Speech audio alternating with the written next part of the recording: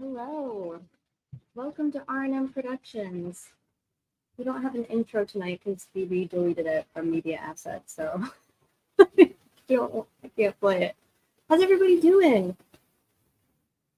It's good to see you all. Oh my god. Now I got myself playing over here. Okay. So tonight I want to talk about Judge Gull, obviously. But more than that, I want to talk about jury tampering. So I have a proposition, or I guess maybe it's more of like a theory, a hypothesis, a speculation. The first thing I'm going to do is I'm going to play 2 clips. Hey everybody, good to see you. I haven't said hello to anybody yet, but I see a bunch of our friends in the chat. Can you hear me okay, by the way? I was listening to one of the streams from earlier this week, and it was like, I was super loud, then BB was super quiet, and then I was super quiet, and then Woman was super quiet. So I feel like I'm having some audio glitchy stuff, so just let me know if it gets a little, sound could be better.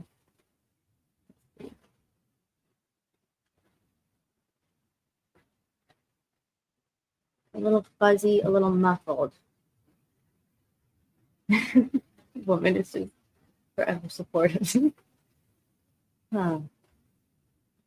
Let's try. I don't know if that did anything. Hey, Steve. Daily support for my friend, plus the RAM fund. Thanks, Steve. I hope Angel's feeling better. How is Gull conversing outside of court with jurors? Seems strange. The whole thing seems strange. It's all strange.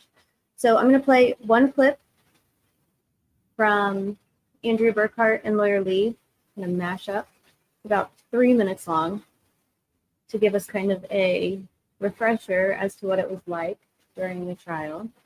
And then I'm going to play another clip after that, but first, let's listen to our friend Andrea. Like this because that's how she wants it. This is just getting ridiculous, guys. It's getting ridiculous. This place is becoming a shit show.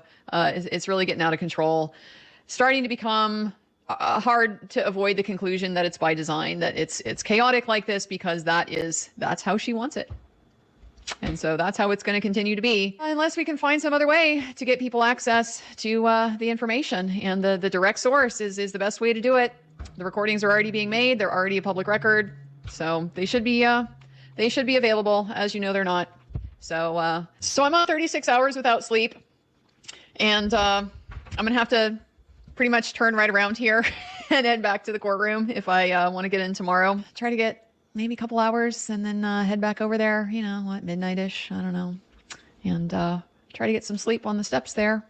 So let's get into part of the story, the access, the difficulty getting into the trial, seeing what is happening. As we all know, it's not being televised. That's why I drove hundreds of miles. And then that's why I'm here outside Delphi, Indiana, so I can be at the trial every day. This morning, I arrived at the courthouse at 4:30 a.m., and that was too late. I did not make it into the courtroom for the morning session. But I do want to start with talking about that because it is so much a critical part of this story. The question of whether or not there is real transparency around this trial, or whether this is something being tried with a blanket of secrecy over it and the public is not being granted full access. So even though I arrived at 4:36 it was in the morning, I was number 28 in line and only 24 are admitted. Somehow one other person dropped out. So I ended up being number 27.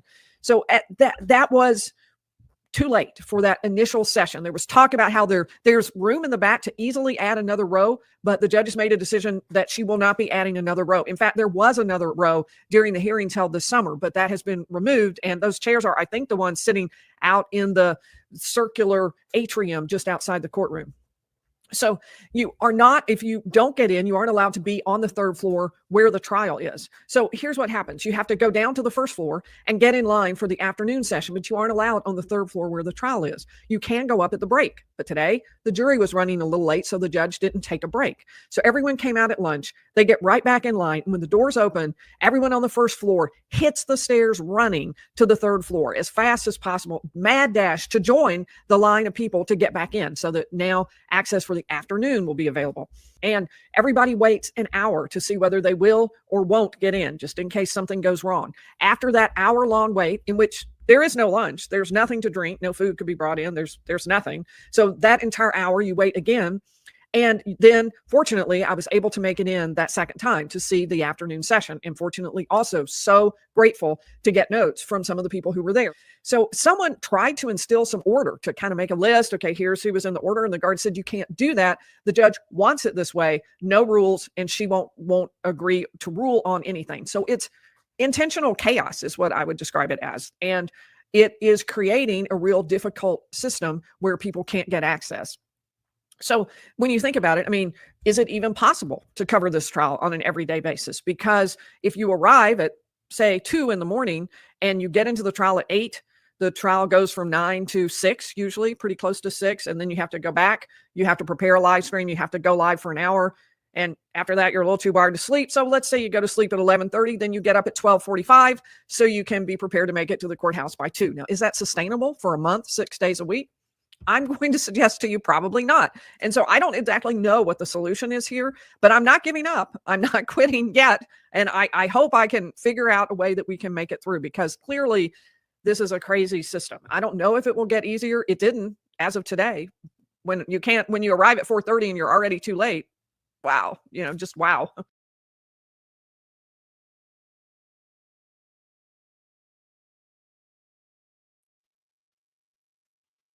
So both Andrea and Lawyer Lee were live that evening. That was probably day, 7, 10 of trial.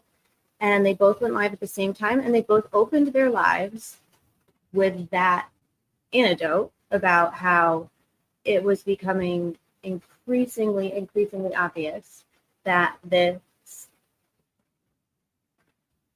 intentional chaos, or I guess that this chaos, disorganization, kind of like ridiculousness of sleeping outside and all of that to get in, barring the majority of people who come from entering, all of that was starting to feel very, very intentional. Forced chaos, forced anarchy. Yeah, very, very intentional. And Andrea and Lawyer Lee have been practicing law for a really long time. So they've seen a lot of really good and really bad situations. They've seen good judges and bad judges. Probably, and both of them have said they've never seen anything like Gull and the way that the trial was hidden and covered. Hey, Emily. Emily says, I have beef with Vinny right now. Yeah, Beef did a Vinny. Vinny did a lie. He said, he made it sound like they were having another juror on tonight. Can you find out? It's not. I didn't think they were going to make it after that night. I'm glad they did. I think your audio is coming from AirPod mic. No, it's my spiky microphone. I swear to God. I'm probably going to have to go out and come back in. Fix it. I think it's going to be good. But first, I'm going to play another video. This is Donnie. Donnie's talking about there was a secret meeting on September 18th for the media because Judge Gull is not barring access uniformly. She is picking and choosing. Audio sounds fine. Audio's fuzzy. Y'all are giving me a whiplash. I feel like if some people are saying that it is fuzzy, then it's probably fuzzy. Judy, I'm not sure what's happening with your comments. I have no idea. I haven't deleted a thing, and I know that that woman has not deleted a thing. So I have no idea what's going on. I'm so sorry. I believe you would. So let's listen to this together really quick. It's not quick. It's like 5 minutes. Here in Indianapolis, hey, I'm the judge. I do my job. Your media, you figure out how to do yours. So you worry about that. And I trust somebody from NBC News or CBS because Donnie is somebody that understands what's been going on this whole time. Well, and the possibility of, myself, being there or not, we're still working through that. I was on the phone with the Allen County Superior Court earlier working out some credential details. We think we can get in a few days. But yeah, as of now, it's pen and paper. And if you're someone who's wondering, why in the world have I never seen any sort of footage of this, of court hearings or anything, besides the one where the judge surprised the defense by disqualifying them? Here's what I found out in this meeting. Sure, I've seen that. Yeah, here's what I found out in the meeting with state police. Apparently, the first thing that made Judge Fran Gull mad was the October 19th, 2023 court hearing. Court TV apparently filmed an empty hallway for a few seconds, and that was it. That was strike one. And then apparently someone showed up to a recent court hearing with Google glasses on to try and record it. People still have Google glasses. Didn't they try to roll those out like 10 years ago and they kind of failed miserably? They also failed any access to the case as well. It's not even not even 3 strikes. It's 2 and we're out. All right, so hold on here. Let me back up just a second here because we got a lot going on. Oh, yeah. Somebody showed up with Google glasses to record or live stream or do something like that in the court. And also, Court TV, is that who you said it was? Yes. Court TV recorded some video of a hallway, and this ticked off the judge because you could have seen a juror or a witness or somebody walk by. That was apparently the explanation, even though I don't necessarily believe that was. So that's the reason why there's no cameras here, because the judge can't trust anybody. Well, that's pretty much it. And we're just scratching the surface of a couple of access issues here, and we can go forever. I have a handy dandy, you hear that? That's a lot of notes of things that have been happening over the last few weeks. Let's go into your secret police meeting, which now that we've talked about it, probably isn't very secret anymore. But what was this and what was said? So, beforehand, I didn't think it was necessary to be private or secret because we've had enough of this in this case already. And after it was over, I was like, okay, this wasn't necessary. It was a logistics meeting. It was Delphi Police, Carroll County Sheriff's Office, and a ton of state police PIOs. Many people you would know that have been guests on the show, whatever. And this was to go over little things like parking, where media can set up and work, what business owners are willing to let you set up shop and who are not. But another big part of the meeting was the whole credentialing thing. Now, this was on September 18th is when this meeting happened. So state police had no answers. And that is such a consistent theme about media and public access. They had no answers, which I don't necessarily blame them Whose job for. is it to have the answers on credentials? Is that the court? Is that the judge? Or is that somebody else? Yeah, that is from Judge Fran Gull down to now she has an appointed media credential person who I was on the phone with earlier. And he has good information. He gave me the details and everything, but there are still some things that he's even shaky on. He doesn't quite know if this thing is going to get started on the 17th or the 18th. It depends on how fast the jury gets selected. So it's always a waiting game. Donnie, and I know we're jumping around here a bunch, but let's say the trial starts on time and you're picked to sit there and essentially watch the trial and take notes, transcribe what you're not only watching but listening to, and then what would happen after that?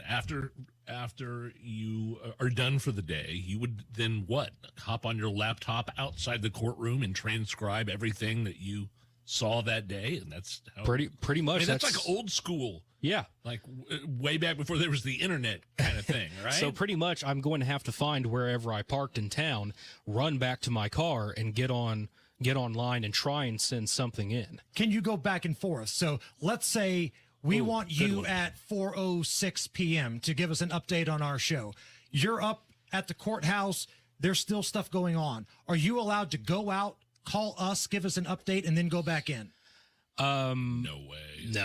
No, because no, but that doesn't sound like something. Well, people are lining up for this thing hours in advance, and apparently there's lunch in the middle, right? So you've got session 1, lunch, session 2, then your day is over with.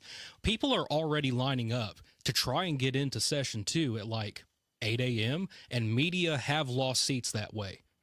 Just good luck.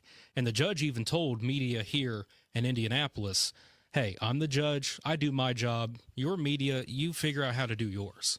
So you worry about that. Donnie Burgess is our guest from the WIBC newsroom. He's been covering the Delphi investigation, the upcoming trial. Got a couple minutes left here, Donnie. So another thing that's happened recently is the News Media Coalition here collected a bunch of Indiana broadcasters and organizations who are trying to get access to exhibits that have been submitted by the state and the defense in pre-trial hearings. These are exhibits that are public, should not be under seal, and they are trying to view them, and the judge has said no. And just no, I will let you view these after trial, even if Richard Allen is convicted.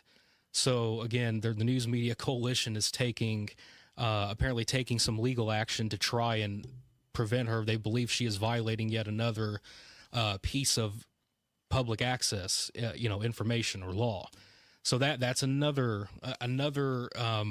a layer of just trying to find some way. This dates back to when the probable cause affidavit was held up after Allen was arrested. For several weeks, we couldn't get a hold of it. Why? So that's another issue. I don't want it to be a situation where we feel like the judge didn't allow transparency and didn't allow the defense to have their reasoning for, why it could have been somebody else, or why can't the media go see some of these things? Like, I want it all out there. Yeah. I want everybody safe. I don't want any juror out, but I think we have to have transparency here with a trial like this, where there are questions about the judge's loyalty. Yeah, and I've said it since day one. You're someone who believes in that phrase, innocent until proven guilty in a court of law. Richard Allen has been locked up for nearly 2 years at this point, and if he's not the guy, then this is a man who's had life taken away from him for the last 2 years. Now, that's again, yeah, you made a great point of just everything should be out there, and it's not. And right. Richard Allen may be the dude. He might be the guy, and I honestly have no idea either way. But I just want to have all the, bells and whistles out there, I's dotted, T's crossed, so we have a fair trial, so these parents of these just beautiful children that got murdered can know, okay, there was nothing that was left unturned.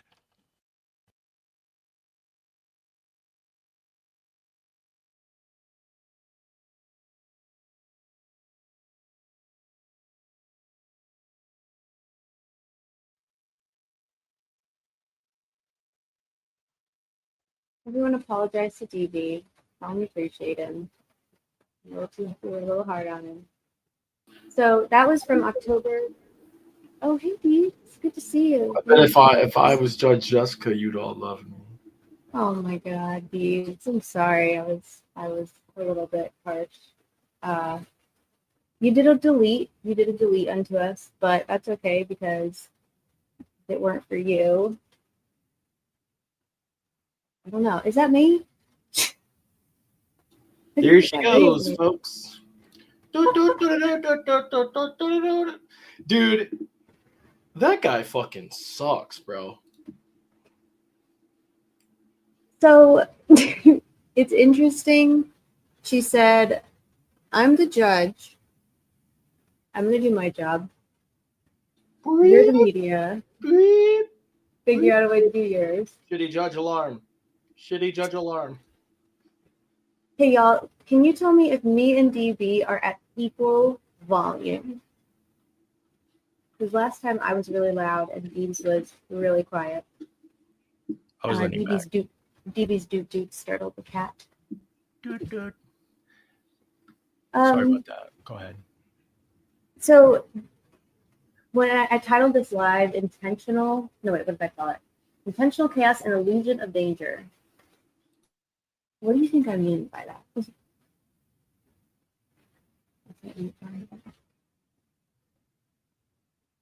All trials are we talking about? So basically, I've talked about this before, but when I think about like jury tampering or jury influence or tainting a jury pool, I definitely want to clarify I'm not accusing anyone in particular of doing anything in particular. However, we've seen from the very beginning. You're kidding about the title, right? You absolutely have. They absolutely have evidence against Rick. He was convicted. Well, you would probably what? Mike. Welcome, Mike. I'm glad you're here. Come on in. Come here, Mike. Mike, come here. No, this seat over here. Come here. Sit down. Listen. You ready? Shut the fuck up, bitch. He's taking a more assertive and direct approach to warding off and fending off the trolls. Ooh, we appreciate it. Thanks, Steve. Steve gifted a membership. Yay. Thanks, pal. So basically, Mike with the eyeballs. It's no surprise. Judge Gull has conducted this entire pre-trial and trial of Richard Allen completely shrouded in darkness. She has violated every single public access law she possibly could, and that's a problem.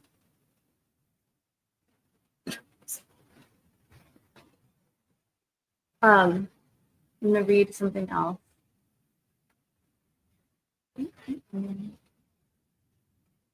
So the defense tried 3 times, I believe, to have the judge removed from the case due to some of the issues we're talking about, most notably her bias against the defense. On Monday, Special Judge Fran Gull let attorneys in the community know that she intends to stay on the case against Richard Allen. He's charged with 2 counts of murder, blah, blah.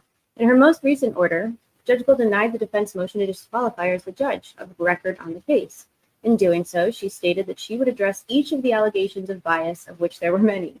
Defending claims the court directed the sheriff to ignore a subpoena duces tecum. Subpoena duces tecum. Bye, Mike. Thanks for your contribution. I appreciate it.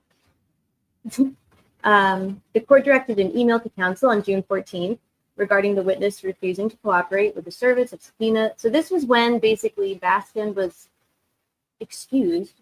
Judge Gull did a sua sponte excuse of a key defense witness for the June 2023 safekeeping modification hearing.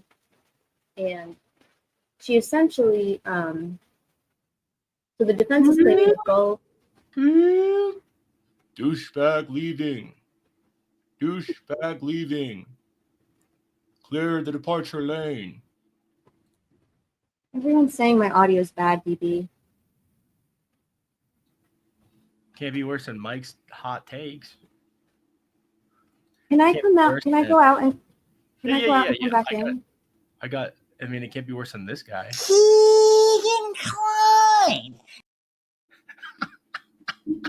God, I'm glad we. Oh, sorry. Go ahead. I'm glad we sacrificed the intro for that. Okay, I'll be right back. I need to It's do amazing. To an unsuspecting baby, almost anything can become a weapon. For example, this.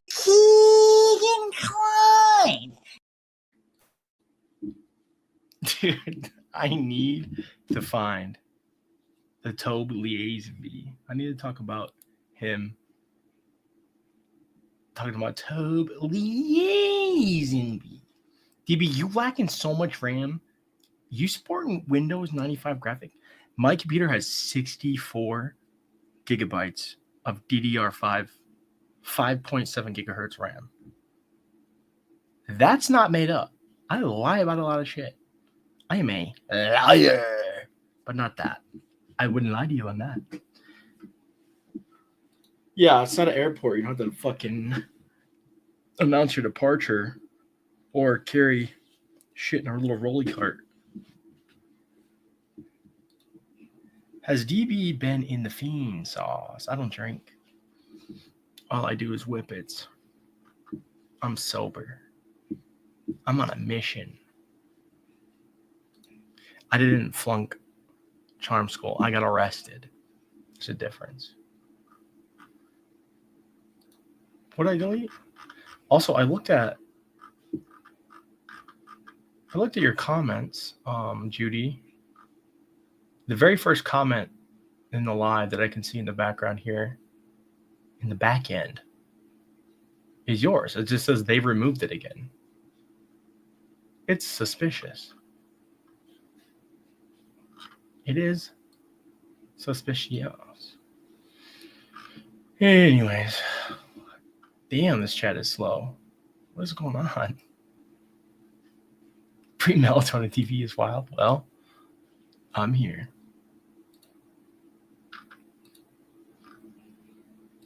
I sure do.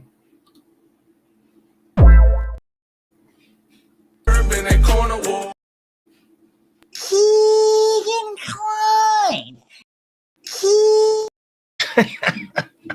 Okay, so what are you guys talking about? Oh, Donnie fucking wannabe Brasco. What the fuck was that about, Donnie? What happened to you? Are you a journalist? Are you employed by a multimedia agency? Are they employing you as a journalist? What you doing? Because that didn't sound like journalism to me. I mean, what were you talking about?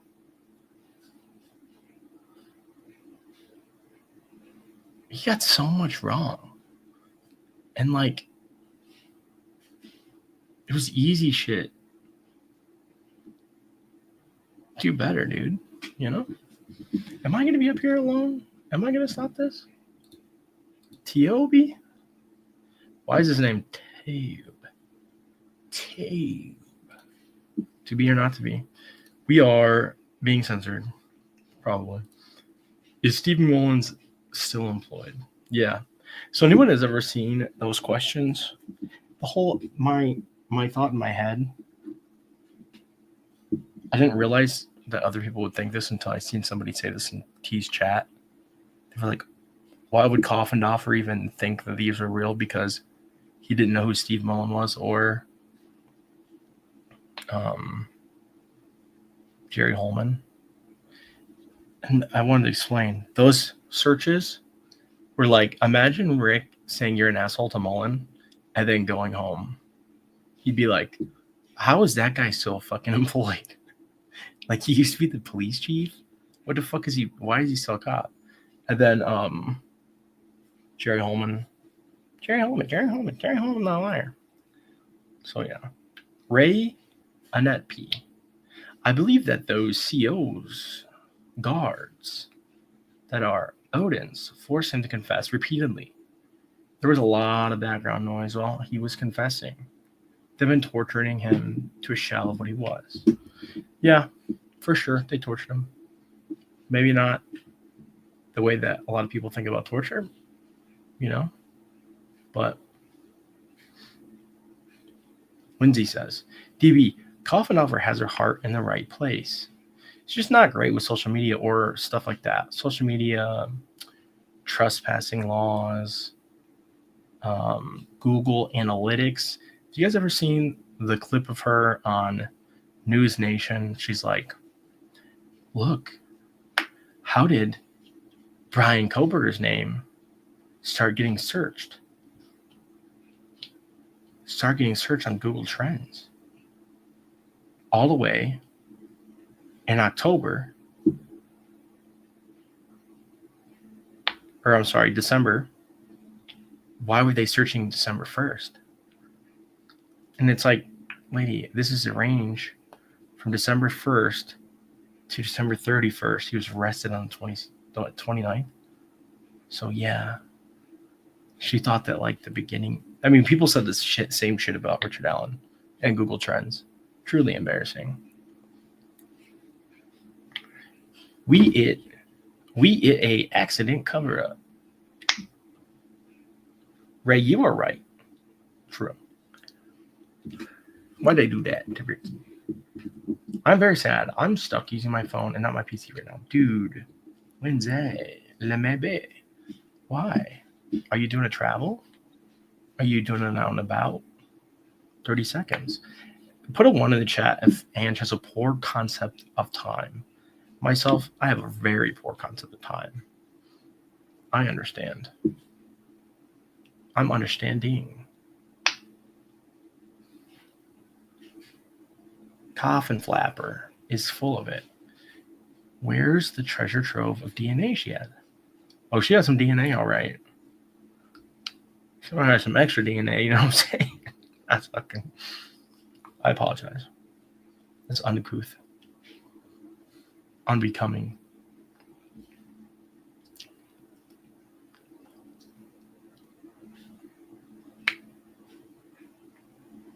Why are you uncorrupting your drives? What the fuck did you do? Did you do a tour? Did you do an onion router? Some guy with cancer told me never apologize. Well, I'm going to tell people that some guy with cancer told me that. And they're going to be like, well, who the fuck is that? And I say, I don't know. Some guy.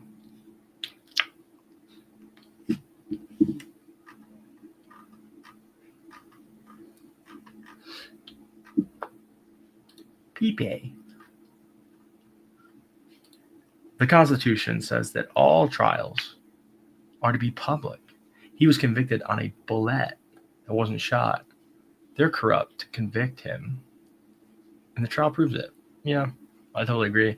And like, there's no smoking gun because it wasn't fired, but I guess a bullet. There's a unspent round. Not great. And it is funny to hear people say, this juror saying that they didn't really take it in consideration. How interesting, right?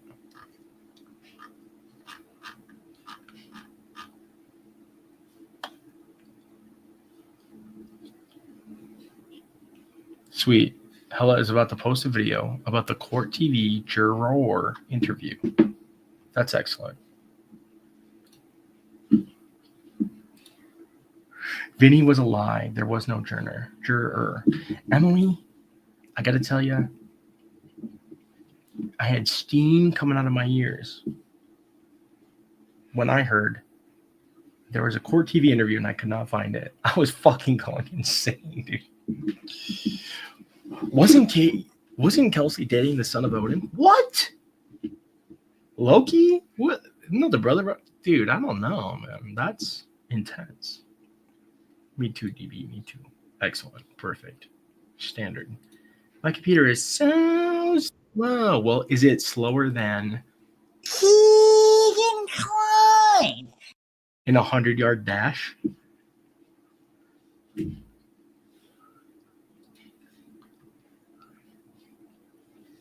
Is this more propaganda?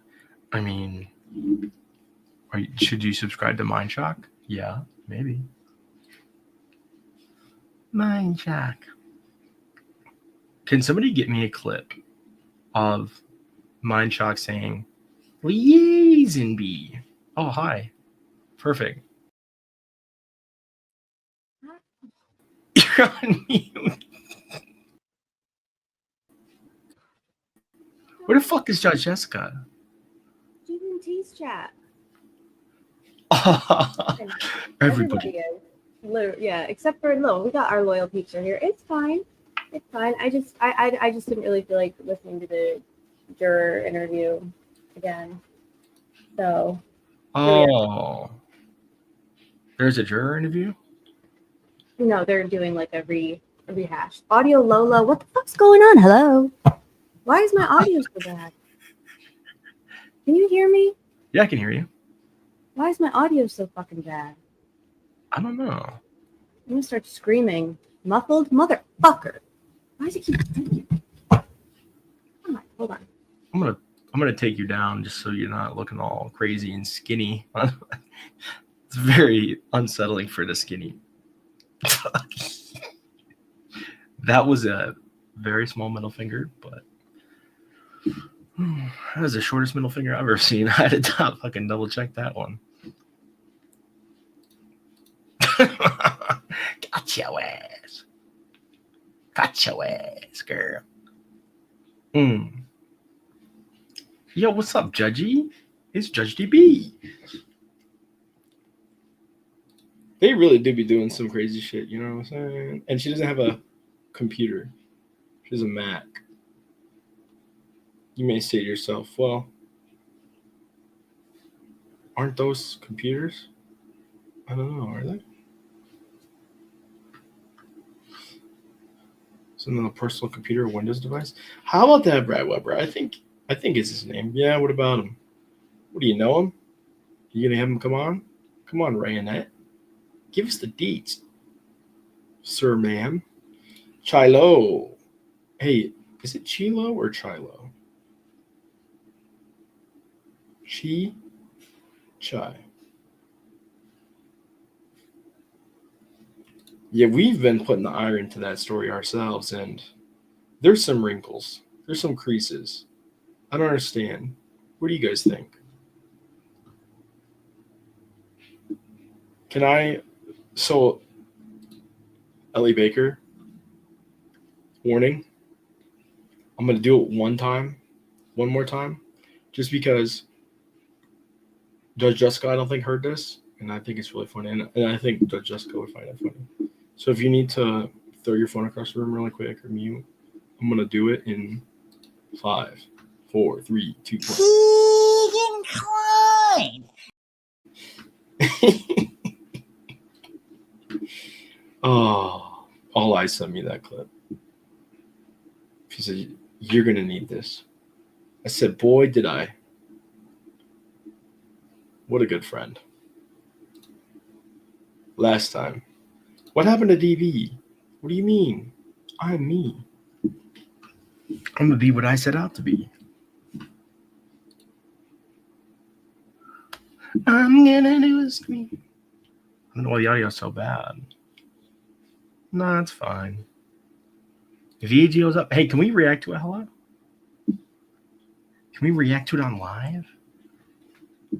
If everyone goes and fucking likes it, everyone go to Hellish channel. Let's all go over there. What is it called? Dolly Talk, right? What is it? Excited utterance.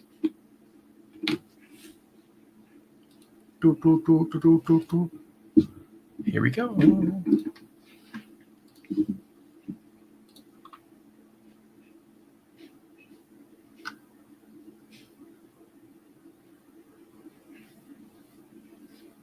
I deleted the intro.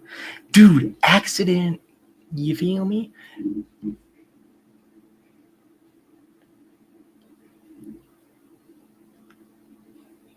All 83 of you, go to this video, right? Hit like. Once this video has 50 likes, we'll react to it. Is this the right link? Sorry. Okay, I'll take the link.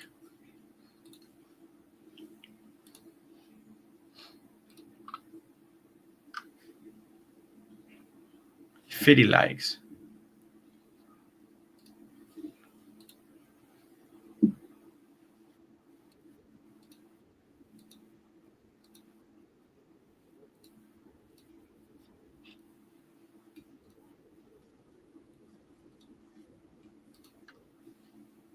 Ew, dude.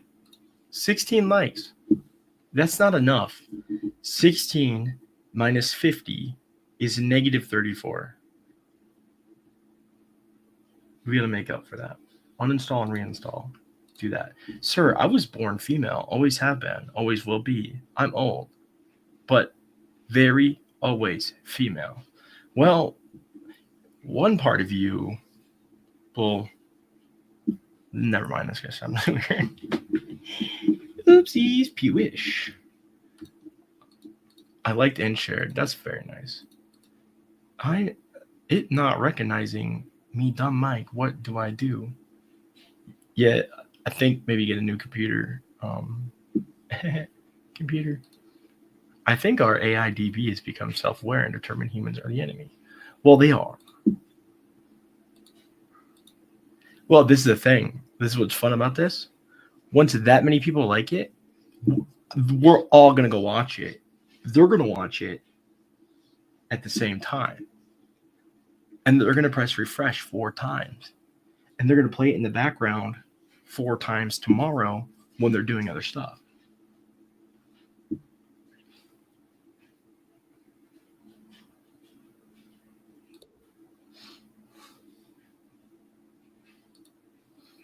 Whoa, chill, dude.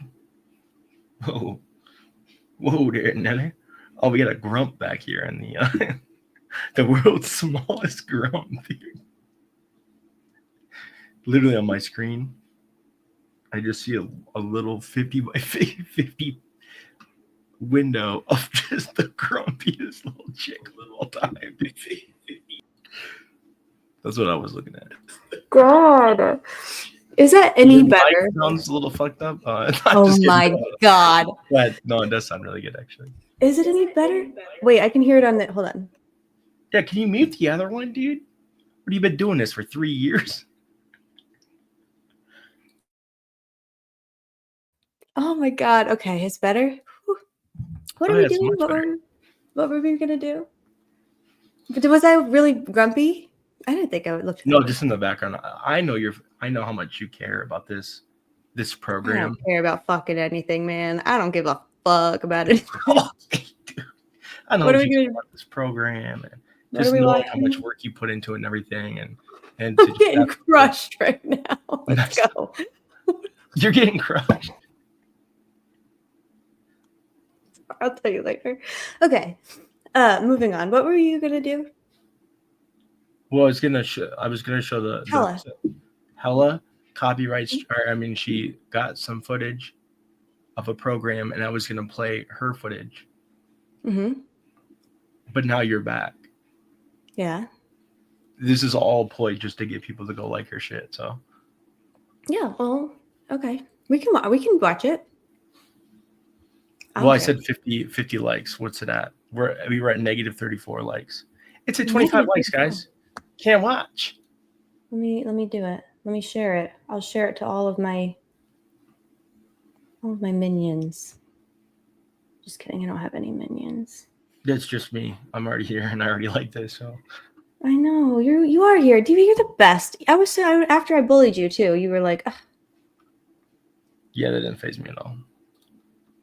really? Oh, it would have devastated me. No, it's fine. The transcript will take a few hours. Oh, I can't share this for reasons, but everyone should go like and share it. I love you too, Lindsay. So, anyway, what were you saying, DB, while I was gone? Did you say anything of note, or just No, the I was trying to really important stuff? You're really good. I want to read an article. Can I do that? Yeah. Okay, well, I need you to kill like 30 more seconds. Excited utterance. I was not just some guy with cancer. I was a juror in a federal case on appeal. It was an issue of excited utterance exception to perjury. Can you? That's explain fascinating. more? That's so fascinating, guy with cancer. Some guy with cancer. Some guy with cancer. That is fascinating, isn't it, Deeps? Wow, this guy was in a federal jury and he has cancer. Does he want all the chicks, dude? That's what I'm saying. Chick And he's magnet. funny. He's funny, and he's some guy with cancer. I know a lot of guys that need a perjury trial. Yeah. They Dude, can really do a purge. a perjury. A perjury, you know? Yeah. Go ahead. No, you go ahead. I don't know. People are making fun of your name being Ray because you're a girl. Who would bully and degrade you? She was saying that she's from an older generation which from my understanding, they used to make fun of people for having glasses and their names rhyming with something. These don't even work anymore. I can't see shit. Like, how fucking lame was it to get bullied about that? Like, So bullied, so lame, super lame. What would I get bullied by? I feel like we would all get bullied for something. These Yeah, are pretty bully ruthless. Yeah, but I would probably do some bullying too. you're a biology teacher turned accountant. That's the most Mhm. boring shit I've ever heard. What do you mean? I wish that I could do either of those things well. I don't know shit about science, and I don't know shit about. Just same, girl. Oh my God. I'm trying to share this. Oh my God. Share screen. All right. Should I even bother? Should we all just go to bed? I'm just kidding. Anyway, the part I actually wanted to read. So they talk about all of her bias, blah, blah, blah. We know this. Blah, blah, blah. Regarding allegations that Gull treats the state more favorably than the defense, Gull said that the claims are unsupported by any admissible evidence provided by the defense. She's like, that's not true. And also, you can't prove it with evidence because I've barred all of your evidence. I want to find the part where she's like, my life was threatened. The court is not required to guarantee equal time for both the defendant and the state. What is this article? This article is called Judge Will Not Step Down in Double Murder Trial. It's from the summer, right after they filed their last motion for her to recuse. And this is her responding to each individual point that they made in a very cunty fashion. She's doing a cunty unto them.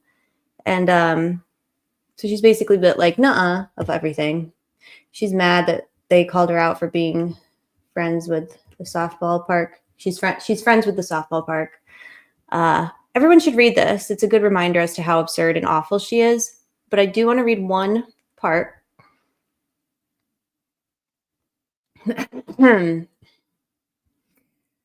Gull said her office continues. Oh, look, I put it in the middle for you, Deeps. That's for you. Gull says her office continues to receive communication from the public criticizing the court both personally and professionally and threatening the court with bodily harm and injury. The court cannot be swayed by inappropriate and ridiculous outside influences.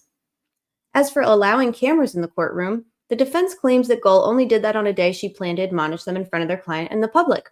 Gull says it's because the media outlet providing pool coverage did not comply with the court's directives regarding coverage and broadcasting of the proceedings. The court has not allowed cameras in the Carroll Court due to its limited size and layout. Ridiculous. The court lost confidence in the ability of the media to cover hearings appropriately. So the judge has lost confidence in the media, which is funny because the media, because so have I. In fact, I have lost confidence in the media because I was going through a bunch of different cases from different states across the U.S., all of which ended up before the Supreme Court for like First Amendment issues, public access issues.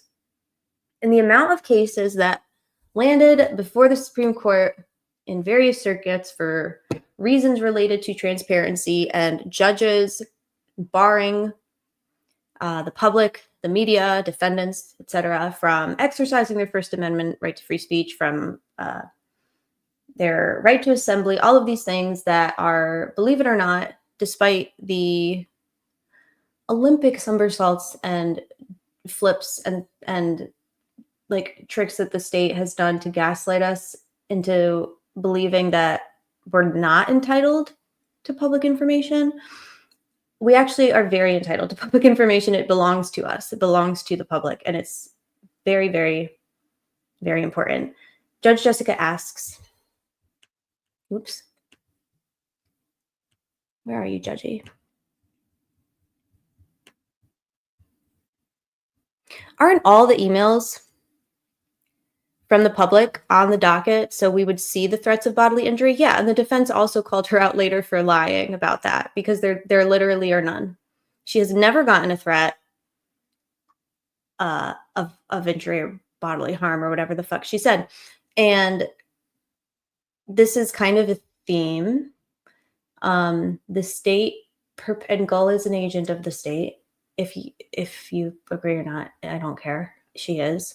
So from the beginning, the state has basically used this facade, this very false, entirely unsupported, this illusion of danger to them, the state. They've used this illusion of danger to kind of act as like a loophole around public access laws. Danger. And yeah. And they do it by way of, you know, they've written in affidavits that, oh, well, we believe that the safety of the public will be in jeopardy if we release the PCA.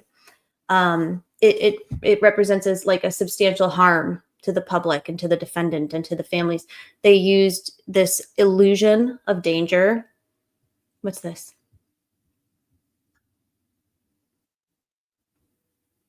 I like it. I like the title.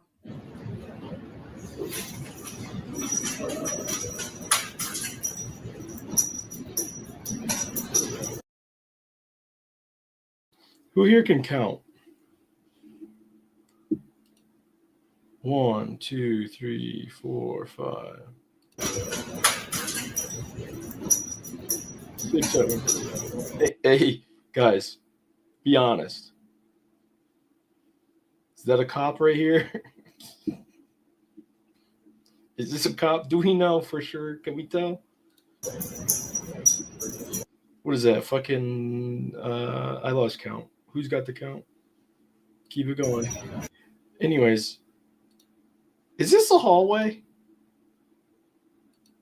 I do believe. Let's see. I just kind of raised an interesting question. What is a hallway? Let's see here. Definition for hallway. Definition. A hallway. Another term for hall. Wow. And that's good to know. Let's just do what is a hall? An area in a building onto which rooms are open or a corridor. Let me see here. There's rooms. There's an opening. There's a corridor. And there's the sheriff also.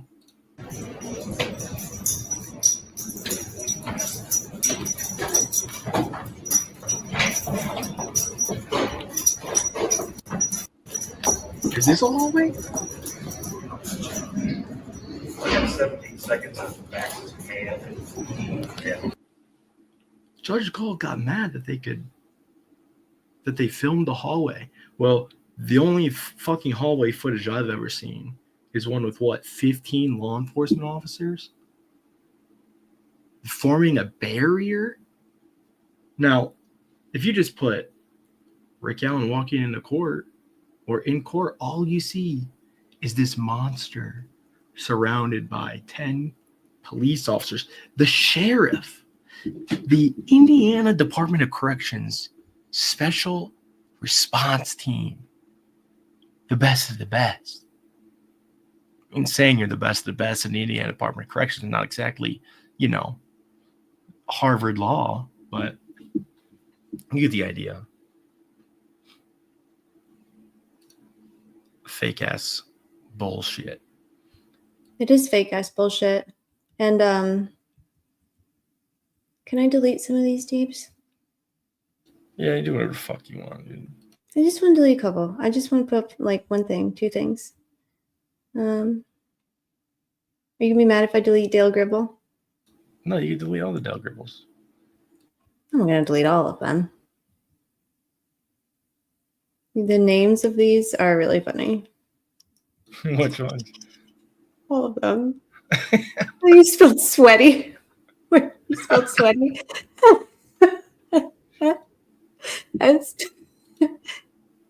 SWET. You're sick, man. Oh. Look how little this man is. Are those K-Swiss, dude? Yeah, they look like it. They're K-Swiss. fucking long ass laces. We got 1, 2, 3, 4, 5, 6, Yeah, 7, they're 8 really worried people. about him hurting himself, and they got 20 long laces. 8 obese men on this little flight of stairs, and then little Rick. Look at his eyes. Look at his eyes. Right. Oh, look at how fucking Flat his head is. look at his eyes. He looks like a fucking kind man. I don't know what her beef is. Like, I almost don't even want to give it. Can we get 15 6-footers on the tiny guy? Yeah. We love y'all. I need more proof that Gull. Oh, well, I have an article about it. I mean, proof of what? Proof of what? That they were staying at the same hotel as like the jurors, or proof of oops. Oh, they let him have 8 laces. That's fucking interesting. Yeah, and a couple of us threw an absolute fucking. We went ballistic over that. I know for a fact. It's in the judge special. Yeah, there's one that says Are the shoelaces in the budget? yeah, Deeps, there. You know who got their shoelaces real tight, dude?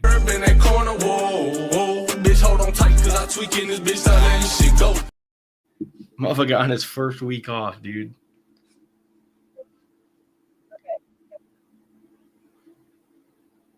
What is it? What is that island or that big country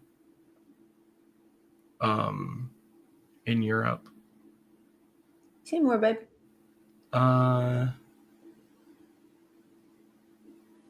Known for like the war between the Catholics and the Christians.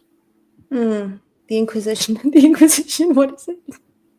The war between the Catholics and the IRA.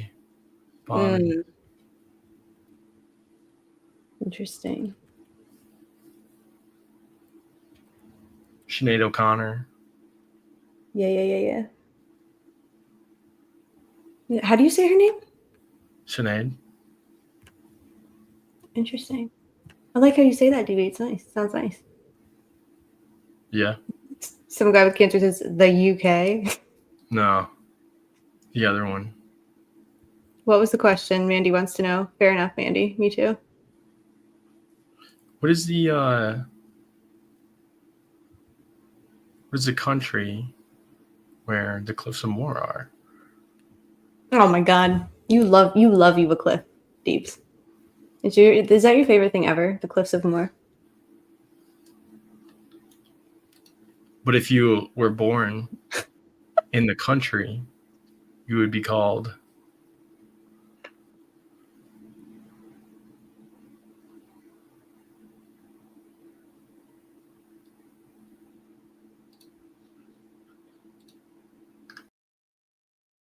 Oh my god.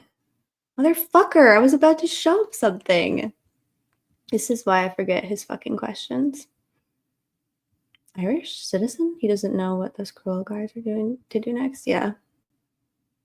Well, bye, DB. All right. That was fun. Why didn't we see that coming? We never see it coming, Mavhawk. We never see it coming. No matter how many times. It's always a surprise. It always stings, doesn't it? Doesn't it always sting a little bit, even though we should know better? And it's like, we know he'll be back tomorrow or the next day. Just around the corner, we'll see DB again. And yet, every time, I hate that guy. Okay. Share screen. Hi, Chelsea. Judge Jessica would like to know the answer, DB, if you wouldn't mind. That would be a kind thing to do, would be to give us an answer, if you wouldn't mind. Lindsay, why's your heart hurt? Oh, over Ricky.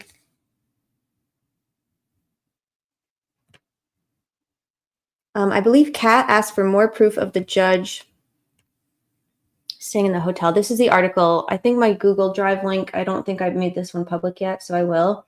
But in the meantime, this is the article. It's Indy Star. This is the title. Oh, wait, no, it's Lafayette Journal and Courier. My bad. So this is just talking about how much money the trial is going to cost. I want to talk about how much money they spent on security, and then we'll talk about the hotel, because those two things feel pretty relevant to juries. Free DB. DB is so free. Did Bob free DB yet? You know, Bob, what did Bob say that one time to you? Something about donkey.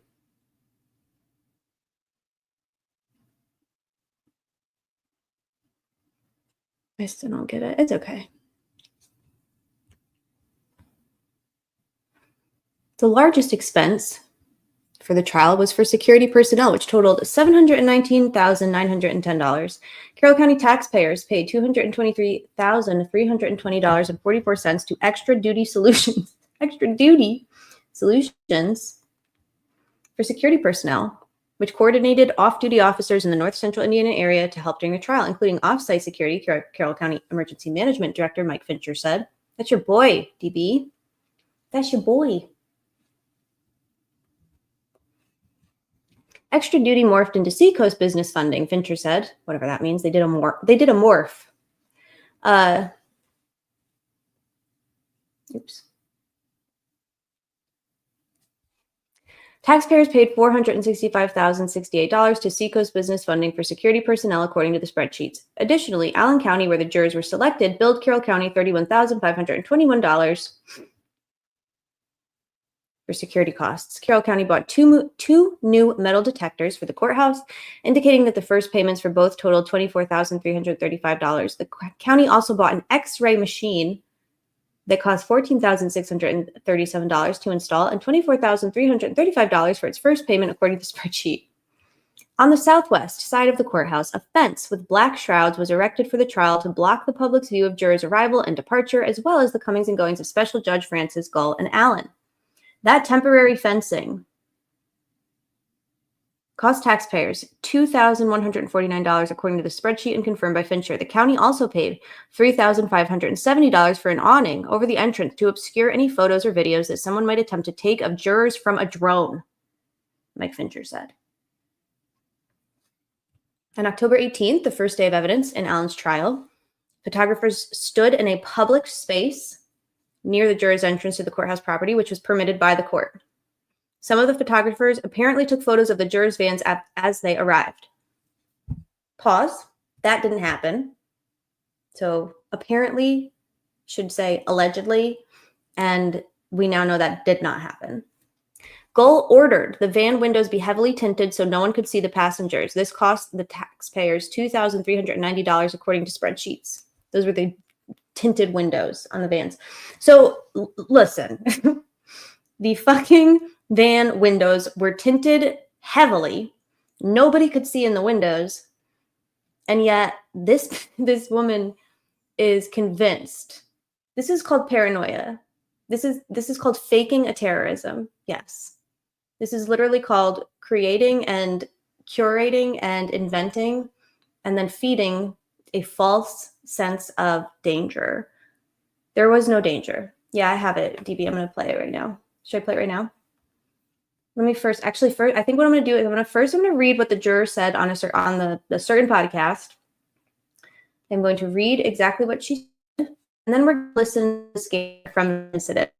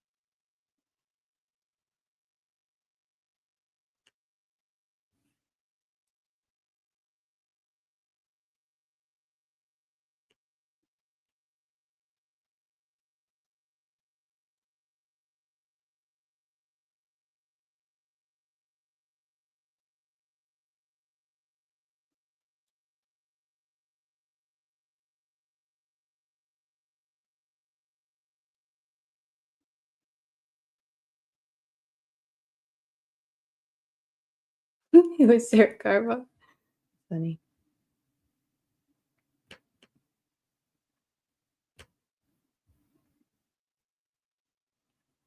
What in the World Cup is going on? I have it right here. So this is the juror story, okay? Here she goes. The question that this juror is asked is, should I share this? No, because they'll strike me if I share the text, so I'll just read it. The juror is asked, during the trial, were you aware of the level of media attention that this case was receiving? Or that this was receiving? And this is the juror's answer. Yes and no. They expressed that when we were sequestered at the beginning. Just that there's a lot of coverage. But one day, I guess to answer your question, they downplayed it a lot. I think they didn't want us to worry too much, but the security detail and all of that, this just seems crazy. We couldn't even go on the elevators to the bottom floor without, cops with us. We couldn't have anyone else in the elevator with us. We couldn't talk to anyone else. It was very serious. But on the way home from the courthouse one day, we all of a sudden started going really, really fast. Like I'm talking like 90 miles per hour. And we were like, what the heck? And we just didn't know what happened. Like they don't tell us really anything, but you can just tell that there's a stressful something going on. And afterwards, they ended up telling us this was like, because it wasn't long before the end of the trial, but they told us at the end that it was some person. And Jason and Jeremy are bailiffs. They didn't have, like radios to talk back and forth. And they didn't know why we were going that fast at the time. They just go however fast the cop in front of them goes. And so they were speeding. So they're following them. Well, what happened was they saw somebody next to us and they said that they were there. One of the cops saw somebody was trying to take pictures into our van. So they pulled that person over and took her phone and took it to Judge Gull. So she's on the side of the highway. They keep her there, take her phone to Judge Gull. Judge Gull looks through it, finds that she goes to school at Indiana University and had just been like traveling through Delphi and just saw, our vans and all the cops and was like, oh, what is that? And then like looked it up and saw what it was and was just telling her friends, but she didn't have videos of us or anything. So they brought her phone back to her on the highway and then let her go after that. Anytime it was like, even somewhat stressful situation, they would just get us out of there really, really fast. So that kind of told me, it's kind of a bigger deal than I think or know. And then once we finished and I did my own research, I'm like, oh, okay, everybody knows about it. Like we're not just, not just Indiana people know. Okay. Does anybody know? So the judge, so they took her phone. Yes, they left the scene with her phone. Apparently took it to the judge. Judge Gull went through her phone. It sounds like, how did she get access to her phone? I mean, this girl's on the side of the highway, so maybe she gave them the passcode. I don't know. Went through her phone enough to find where she went to school. Apparently went through her text messages because she's like, oh, she saw that I was texting my friends about it.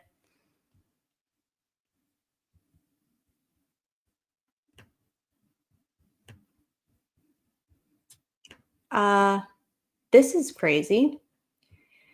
So that's her version. What she was told was going on. They're speeding 90 miles per hour. Okay, here's the scanner audio from that incident.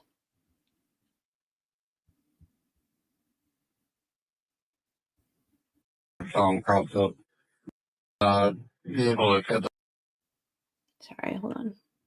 Start it over. vehicle at their phone crops up. Follow the tree. Okay. What's that get you model on that vehicle? Black feet there turning up on that. Yeah, she's definitely videotaping us.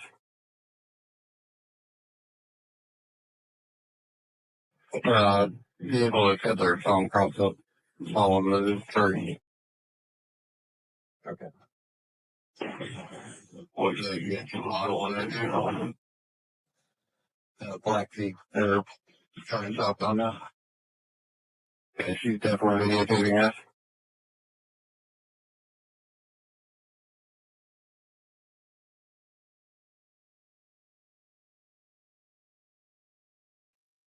JC, the music man, says this doesn't sound real. What about it doesn't sound real? Like the audio that I just played, it's real. We that was downloaded off the scanner in that day when it was happening.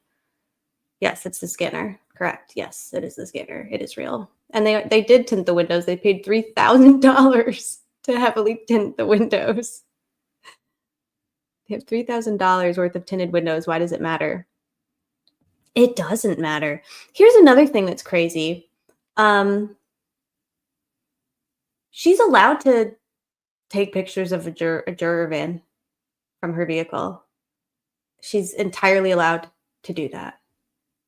It is actually fucking insane that they thought that she couldn't take pictures of a van. So what, when the president of the United States is traveling in his motorcade, going from one location to another, is the burden on the public to not photograph the vehicle in which the president of the United States is traveling? Or is the burden on the fucking president and his security and the White House to ensure that the president is safe and his privacy is protected? Why the fuck are we acting like the general public, who probably, that girl said she had no idea what the fuck was going on. She said she looked it up and she thought it was cool.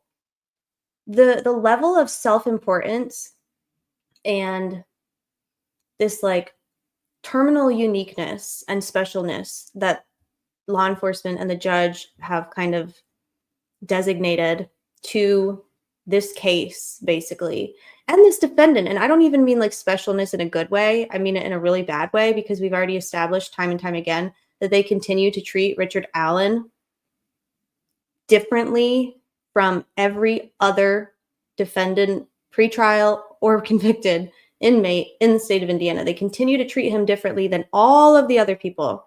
They continue to treat this case different than all other cases. They continue to treat the chronic, persistent constitutional violations committed by this judge.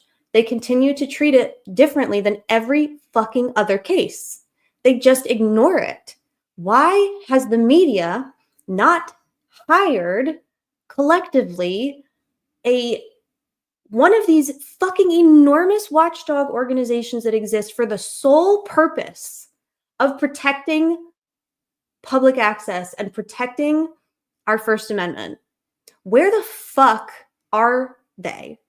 We can't keep repeating ourselves. And the problem is, they're like, well, if you're so upset about it, like, why don't you do something about it? Because we're not credentialed members of the media. We are the public. The media exists to be another layer of accountability and protection. That's why they exist.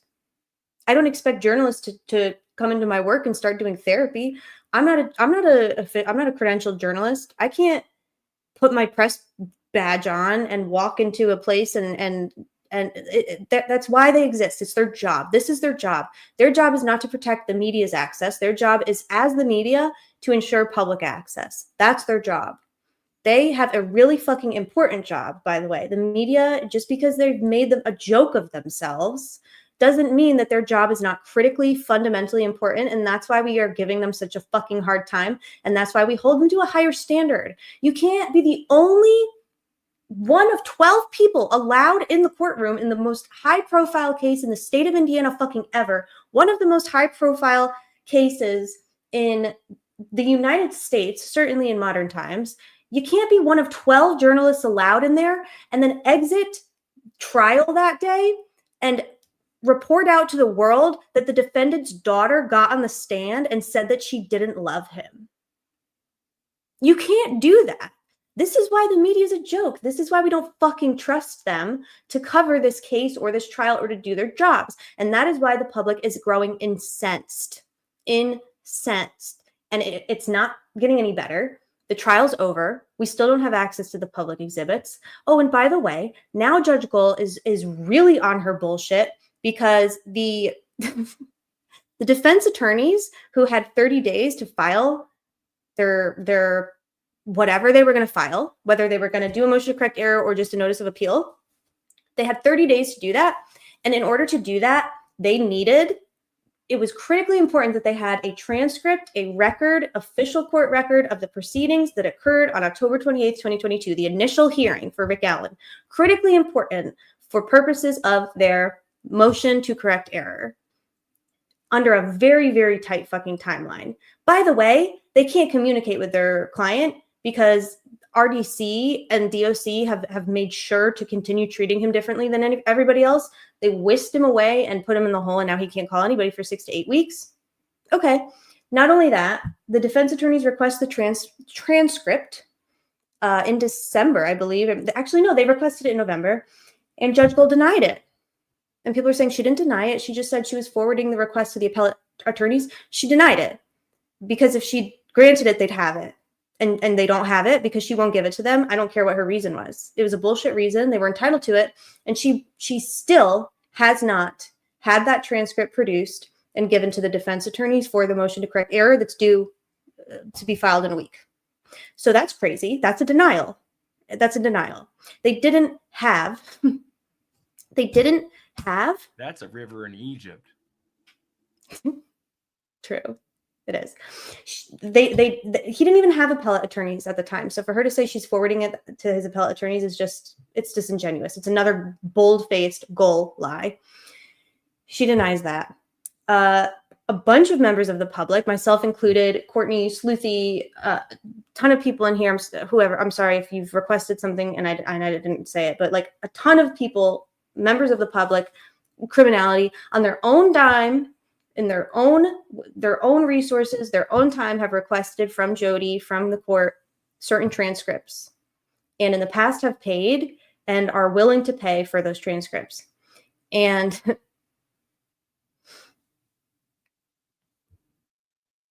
okay, that's great. And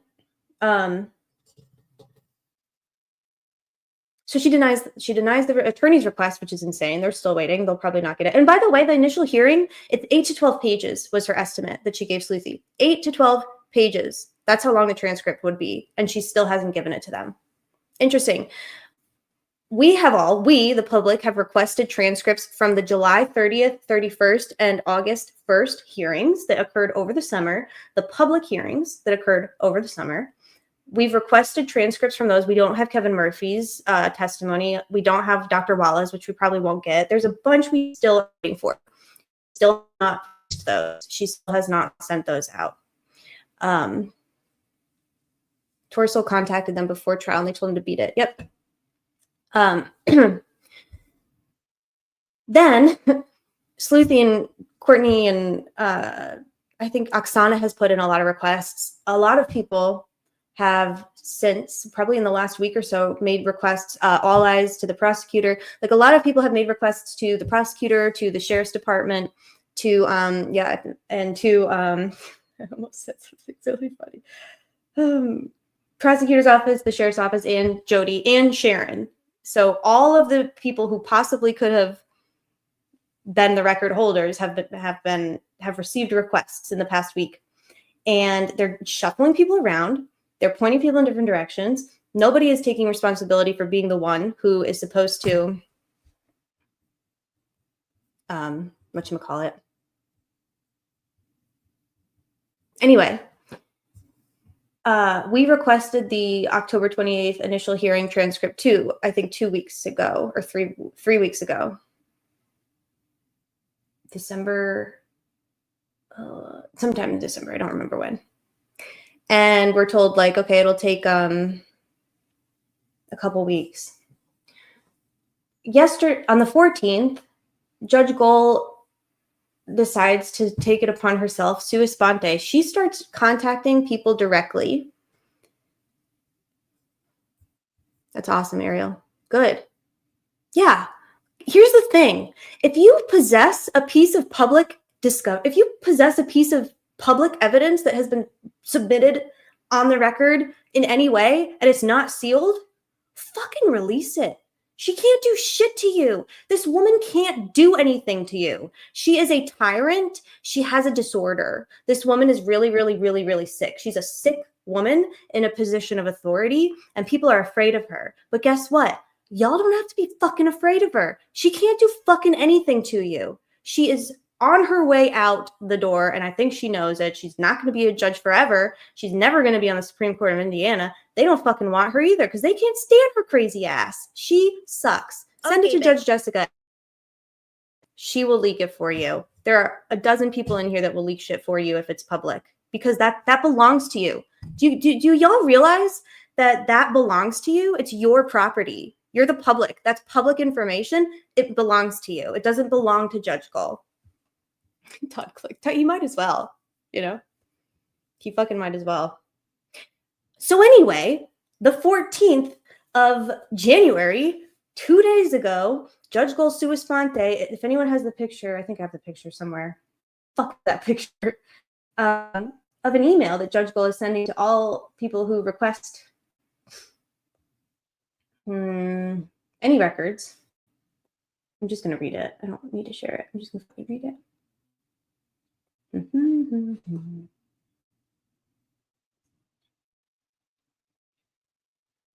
Look at this. Ready and willing. Crazy Antifa cranks. We are here for it. Fucking do it. Fucking do it.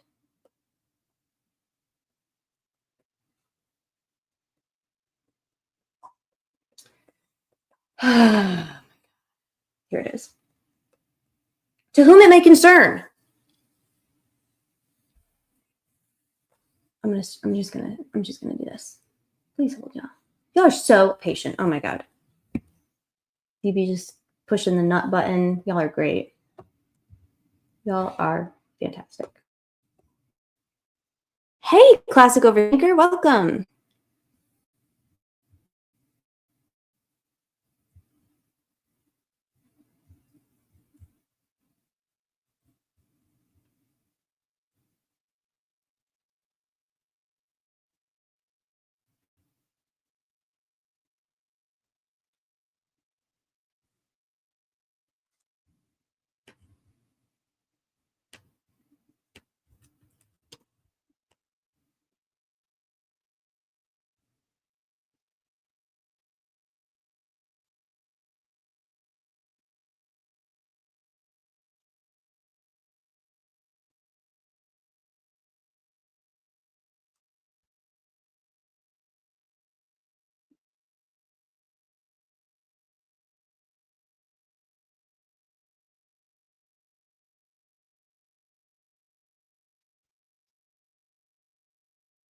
To whom it may concern.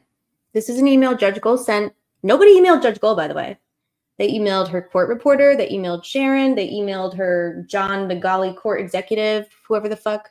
Nobody actually emailed Judge Gull. But anyway, to whom it may concern, your demand for copies of exhibits was forwarded to me by John Magali, court executive for Allen Superior Court. Please be advised that at some point after completion and filing of the exhibit volumes for appeal, the court will provide access to exhibits that are not sealed and confidential pursuant to Indiana rules of public access or a court order. They will not be available until that point. It's important they remain organized. That's fucking illegal. It's important they remain organized and accessible for the appellate record. No similar further inquiries will be addressed. What? No similar further inquiries will be addressed. You see the date on that? Does everybody see the date on that? And everybody see the date on that? I'm asking for a very specific reason. Please hold. It doesn't have the date on it because it was sent 1 minute ago. Okay, fair enough. That was January 14th.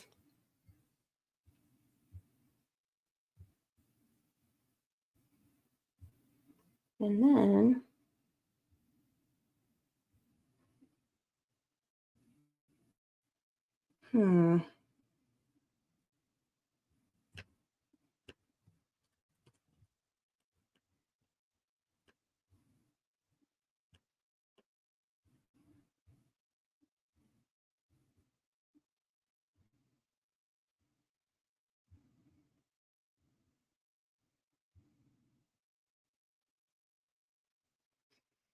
January 14th. Judge Gull says, no further inquiries will be addressed.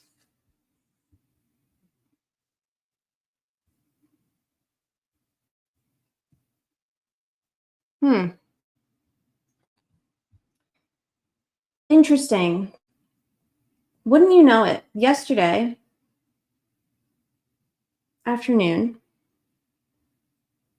we're made aware via live stream that a particular YouTube creator who is a state actor, who is a very, very, very dependent upon state actor, has not only been granted access to a transcript by Jody, he's been granted access to a transcript from a hearing that happened not even a month ago.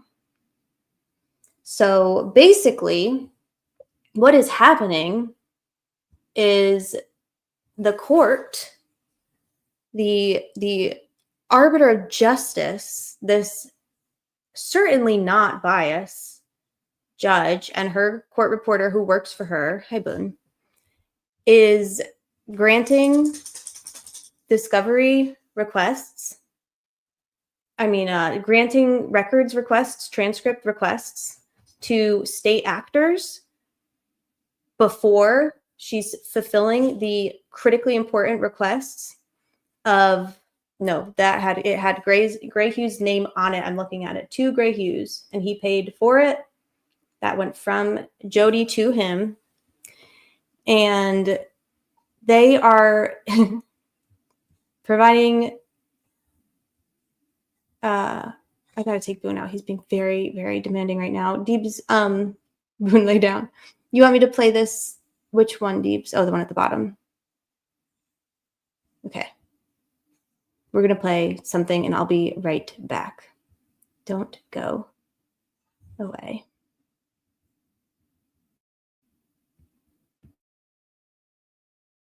People that get their phone cropped up, follow the journey. Okay, never mind. Because when you left, you took your scanner video with you. It's gone. You can't play it. So, unless it's in here, yeah, I don't see it. I can't play it, Deep. It's gone.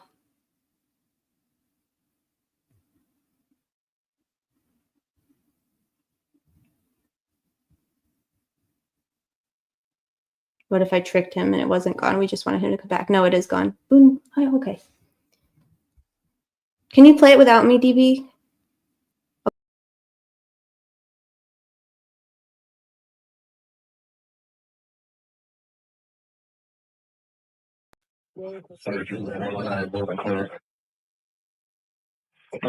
People that get their phone cropped up, follow the journey. Okay. You just got the tail end of it. You go on the Heartland now. What did I get? What did I do? Black Feet, they're turning up on that. Yeah, she's definitely videotaping us. Anyway, that's kind of weird sped up enough that they're back far now. So when we stopped, she had her camera up.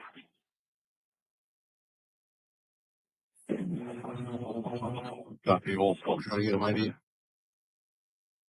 But then slowly, we're almost to 900 now. And they're back to about a mile. Sorry, not 900. We're almost to, I believe this is the Colburn, maybe? Yeah, 700 north. Where that Delphi unit is, it's black SUV right in front of you. I got it. He's one of the Delphi units who can continue on with the convoy to Lafayette. Everybody clear? 1-1 signal 27 Nurse Plate, Florida Henry 507. 101, I'm coming up to you in a second on half an hour.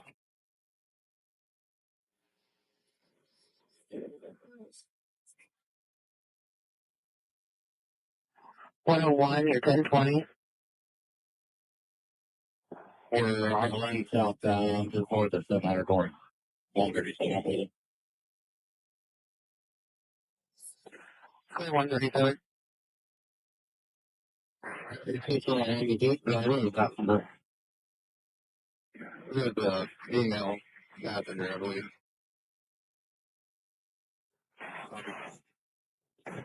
132 is out there. 132. Third trooper, I will clear. Third trooper, I will clear. People have got their phone propped up following the jury. Delphi, you're seeing signal 37. Signal 3. Dispatch is clear. Oh. What are you ready? 1, 8, 3. What? Reference that. Female, free video recording. How you confirm it? Me and my car is going to get home. Delphi unit, signal 37. 30.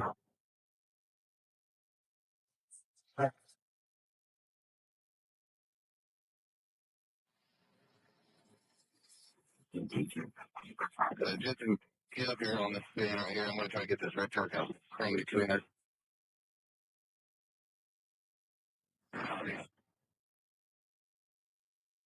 Disregard what gets now.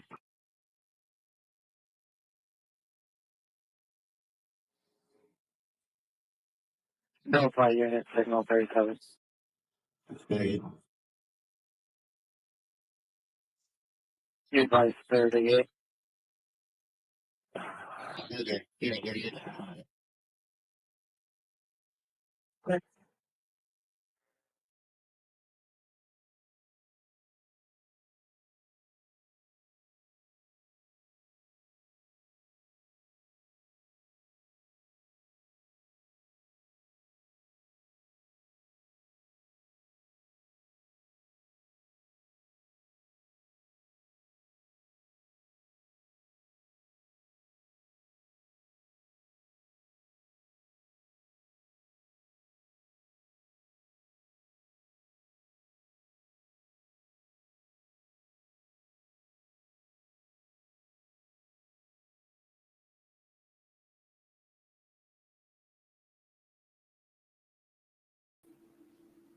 Signal 37. Signal 37, this is 118.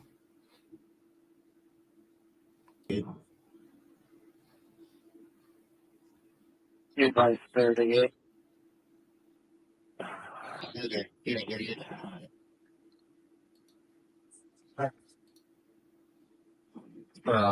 People have got their phone propped up following the jury. Delphi, Signal 115, this is signal 358 on a 249. You sure that's not just a phone propped up on a stand? Delphi, you're seeing signal 37. Signal 3. 215, 215. Break. 215. Dispatch is clear. Oh. Dispatch, I just pulled up on 215. What are you ready? 1, 8, 3. 215 here is Officer Nate Lamar. Looks like he's wet himself on the side of the road. Over. What? Reference that. Female, free video recording. How you confirm it? Me and my car is going to get home. I'm out with 215. He's being a giant bitch. I don't know what to do. He's trying to throw his body cam into the river. Delphi unit signal 37. They're back far now. So when we stopped, she had her camera up.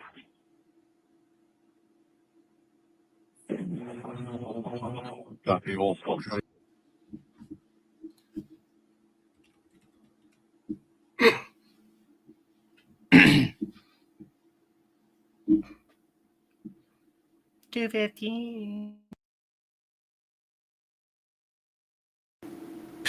Over. This is Kathy Shank. Unit 269 for 358. You boys hungry? Over.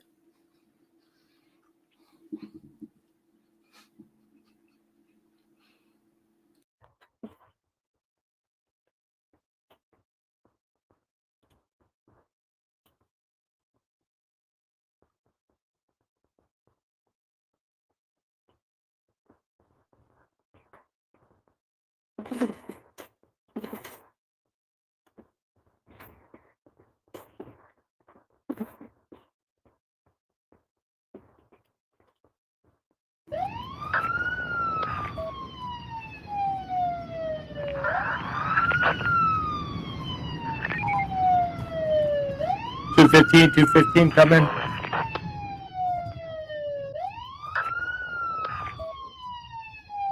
215, unit 215. You copy.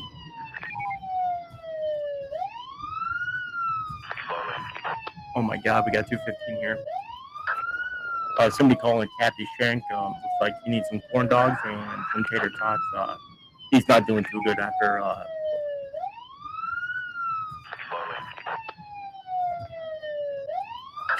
215. This is Kathy Shank. Does he want mustard or ketchup with his tater tots?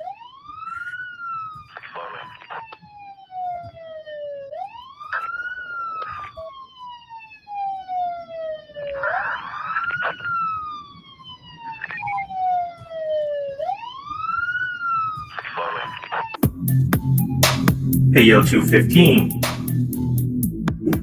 Yo, Shaw, where you at, 215? Send me some tater tots for 215. Tater tots for 215.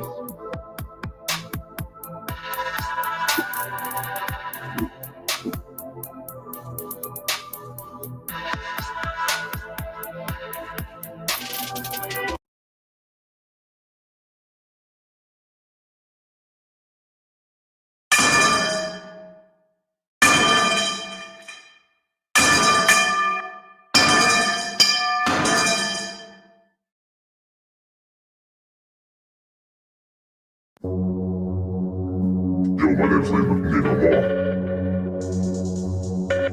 Nate, they call me Nate the Great.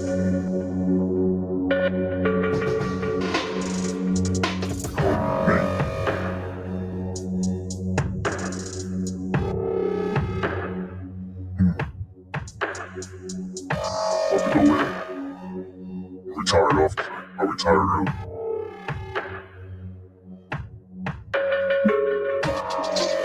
Good to go. Y'all ready?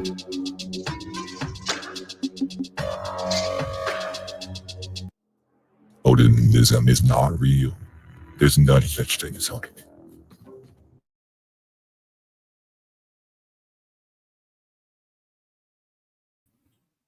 I like the title of that video file. I got cookies too, by the way, of course. The title was it's worse. Like, this video is way worse. It was worse. That's insane. Y'all, I can't stop thinking about this. I just wanted to sit back and think for a second. I'm driving in my car on the highway, going southbound, right? All of a sudden, a convoy pulls up alongside me. There's a bunch of fucking coppers acting erratic, driving like, oh God, what's going on over there? I have a phone. My phone is on my dash because that's where my map is. Maybe there's a passenger in the car in the seat next to me. Maybe with a phone. And she's like, oh, what's that? She's like, oh, that's interesting. To film the van next to her. Maybe. Or I'm just driving with my phone mounted, just driving. One scenario is that the girl or girls in the vehicle were interested in what was going on because it's very interesting. And they took their phone and they filmed from the inside of their car. The very heavily tinted van and all the other police cars alongside them on the public highway. That's one scenario. The other scenario is that they fucking didn't do that. But regardless of whether they did film from inside their vehicle or didn't film from inside their vehicle, the outrage and the ridiculousness and the insanity and the fucking fascism of what occurred is the same. Because it is not illegal for me from inside my vehicle to film whatever the fuck I want. Especially on a public highway that my tax dollars pay for.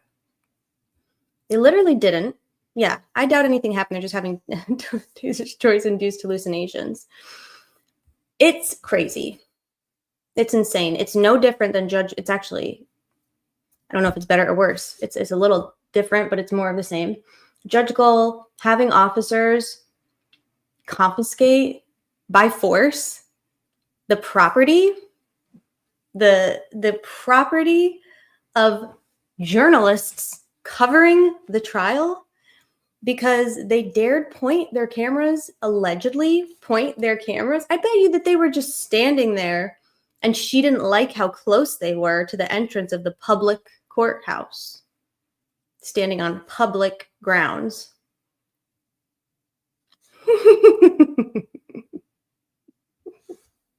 They would have probably done more than just go through my phone. They'd probably would have done a little more than that. But what is the point of erecting a $3,000 black oppression tarp around the entire courthouse, or around the entire entrance of the courthouse, so that nobody can see the defendant not one time? By the way, I don't know about y'all, I couldn't give less of a fuck about a single juror. I don't give a fuck about a juror. I want to make sure that my defendant is alive. I want to make sure that my defendant is alive. I want to see what he looks like. I want to see the humanity in his eyes, his scary, spooky, murderous, creepy eyes.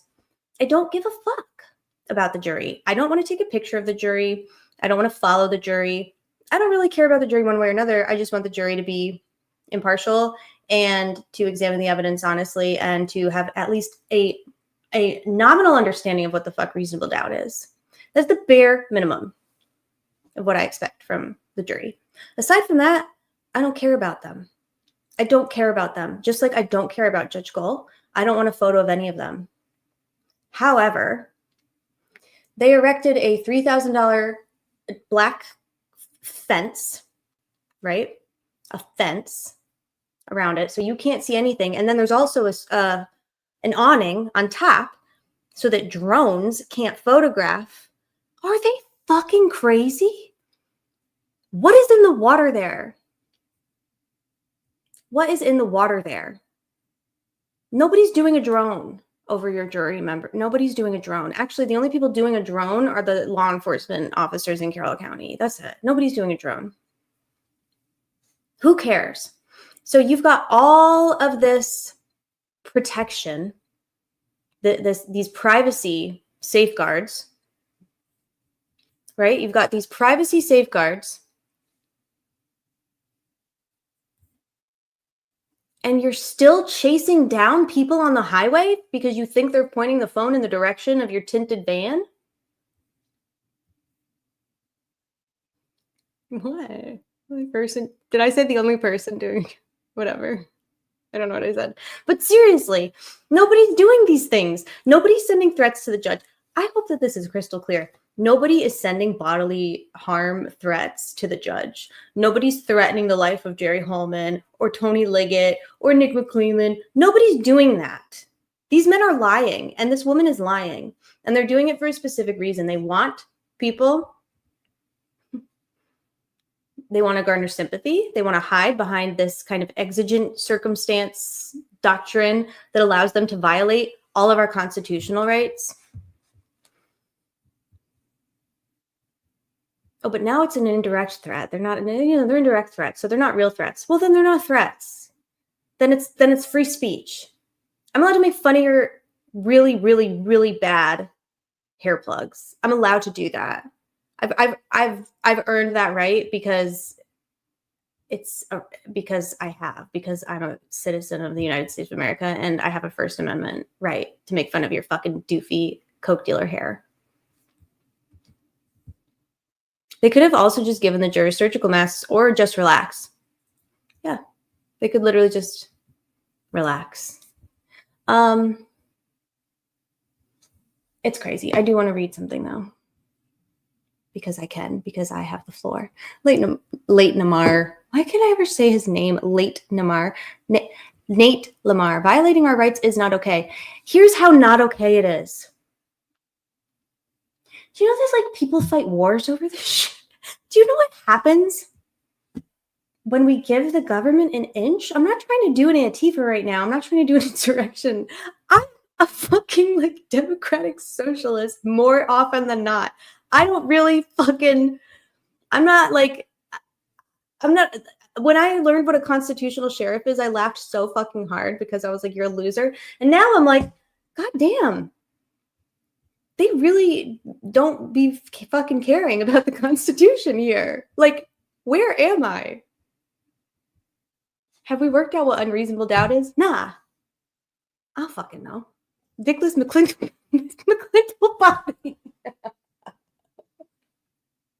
I thought it said McClinton Berry. I love when Angela reads. Oh, good. Okay, I'm gonna. I have to find my thingy though. Let me find my thingy. Oh shit.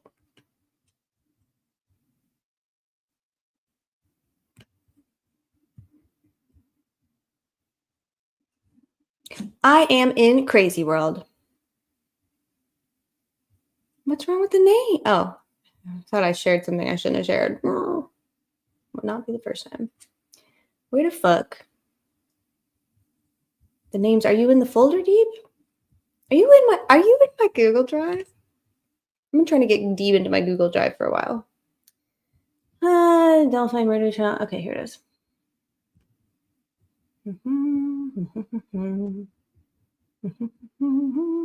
Oh wait, fuck. I meant to finish this though. Y'all, I'm sorry. I'm going out of order.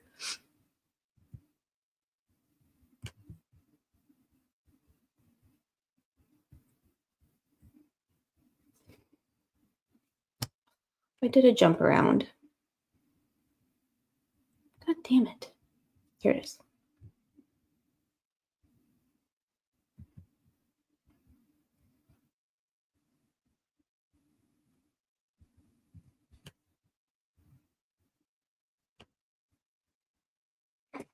Just pictures of Ron Logan's belly button. Yeah, so mind your business, man. Mind your business, Steve. Don't make fun of your Google Drive, smut. Okay. Just I want to go to the very bottom of this fucking wacky ass article because it's hilarious.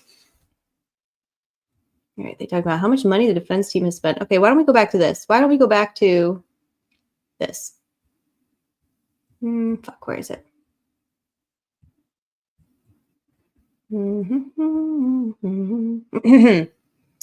Carroll County also paid $666 to the credit card for hotel services at the end of July, which would have been for pretrial hearings the last week of July. On August 26th, taxpayers also paid $50,000 to SSG Hotels, which is the Hilton hotel chain, for down payment for services, which Fincher said was for Gull and the court staff.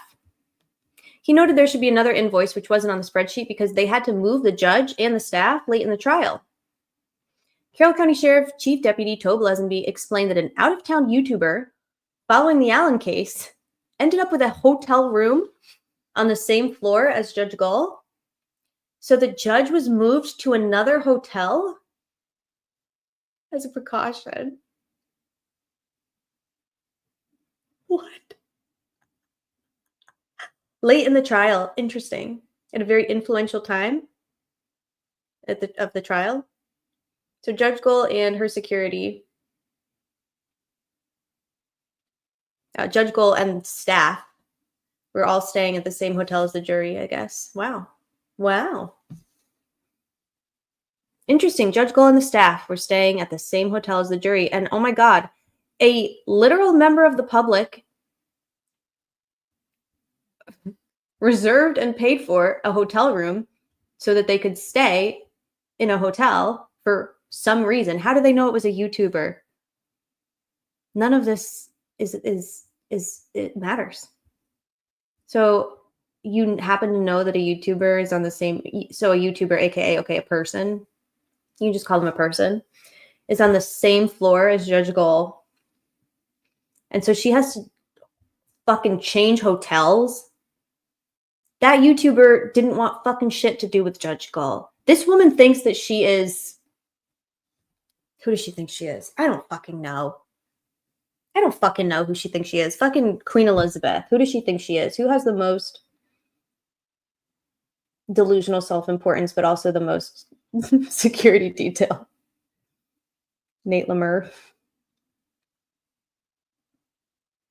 The level of paranoia that we're seeing, that we have seen consistently in this case, blows my fucking mind because they're rewarding it. They're rewarding her paranoia. They are rewarding the paranoia of the state by tail talking to them, and they're like giving legitimacy to this fake fucking paranoia. Very histrionic, very paranoid, very delusional, very narcissistic and self-important, but also very, very strategic.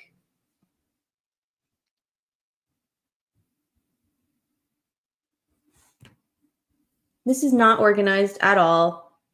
This would make Sleuthy and Courtney and probably Deebs too have a conniption because it's just chaotic notes. But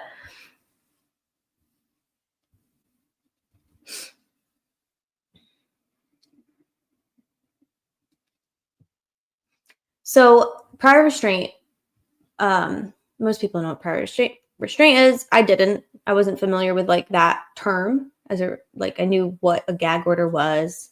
I didn't know what prior restraint was. So prior restraint is, oops, fuck.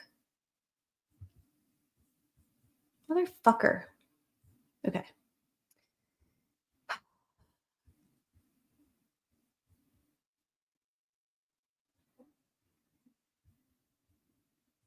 Where is this little paragraph I made? Doesn't matter. They're basically orders that restrict speech before it happens, right? It's like a preemptive prohibition.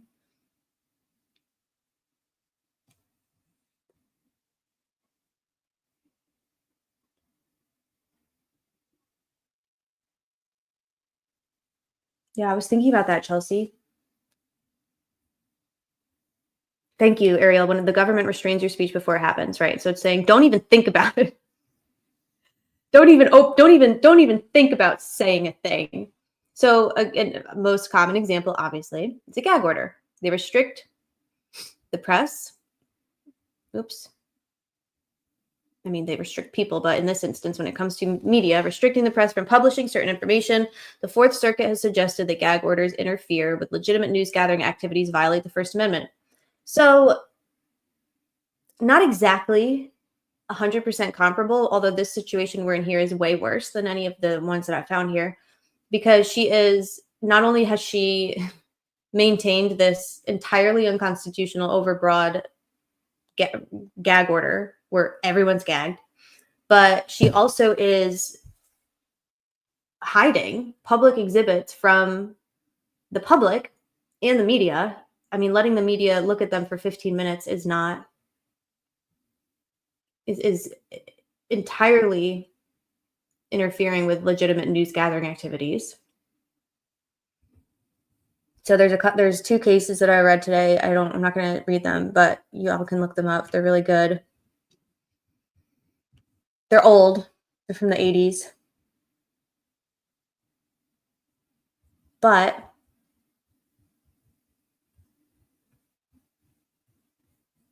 this is ChatGPT. I don't like it. I'm not reading that part. The case establishes strong precedent against prior restraints on the press, the vital role of open and free reporting in a democratic society. It also clarified that protecting a fair trial does not justify broad suppression of information.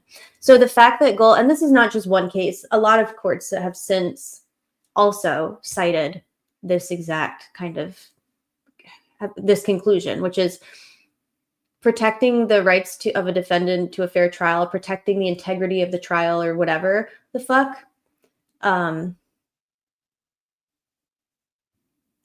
Does not justify sealing and closing a trial that should be open to the public. It's not a justification to do that. But that's the only thing she's ever cited, to protect the integrity and to preserve the rights of the defendant. It's not a legally sound reason.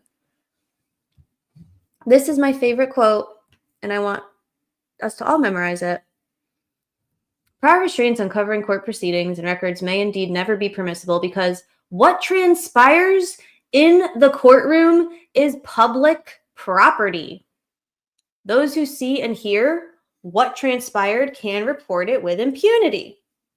Unless the judge is hiding the exhibits from the courtroom and sealing all the evidence after it's already been submitted and shown to the public.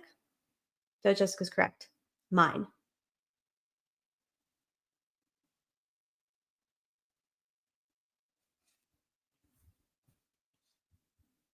This is also really relevant to what we're seeing here.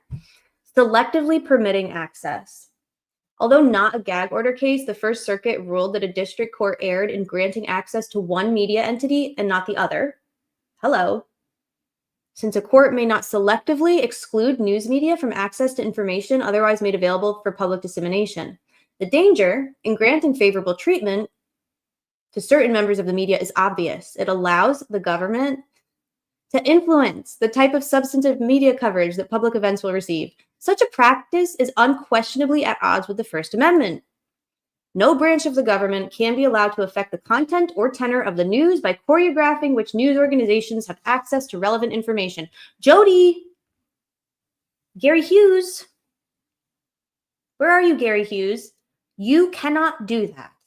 You cannot affect, meddle with, tamper with, manipulate, doctor, influence, affect the content or tenor of the news by choreographing which news organizations have access to relevant info. And yet, this is literally what they've done as a rule since day one. Who did that juror speak to? How did that juror find them? How did that juror know to speak to them?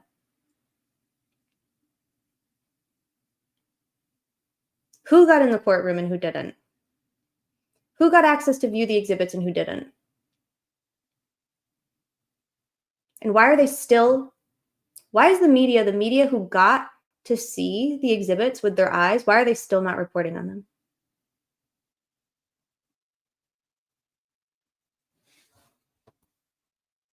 Court proceedings and documents. And this obviously, again, this is all about reporting. It talks about media, it talks about the press, it talks about all of that. But the underlying, like the most important thing, when I think about the media exists for public information. The media exists so that the public may be informed. And if the media is not allowed to inform the public accurately, that's a problem. Prior restraints on speech and publication are the most serious and the least tolerable infringement on First Amendment rights and are presumed to be unconstitutional. They're the most serious and least tolerable infringement of the First Amendment. Yet Indiana is bending over at every fucking opportunity and allowing this infringement, essentially encouraging this infringement, because they're yielding to everything she does and they're still favorably reporting on her. Angela Gannott just tweets at us that the police are murdering citizens all day long. Yes, she does.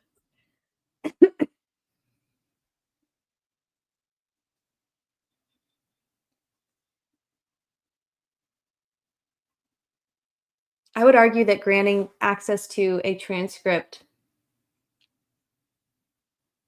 of a sentencing hearing to a known state actor who's also currently under major scrutiny, that's all I'll say, for having released a patient's protected health information that he got from a psychologist that convicted that patient defendant.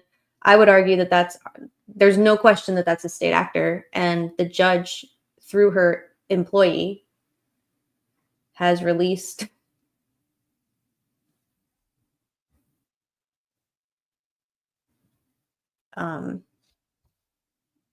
court proceedings to that actor after denying the defense attorneys a very reasonable request. I can't think of anything more blatantly biased.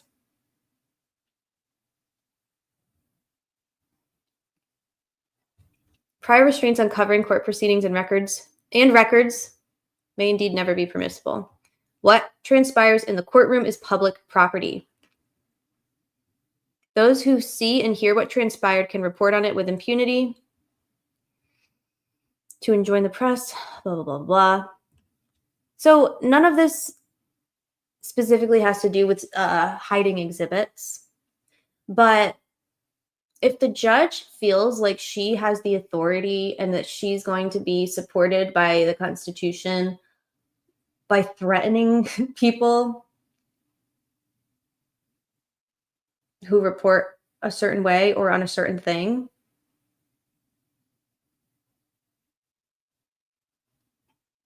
we know that September 18th, there was one secret meeting, and then there was another one before trial.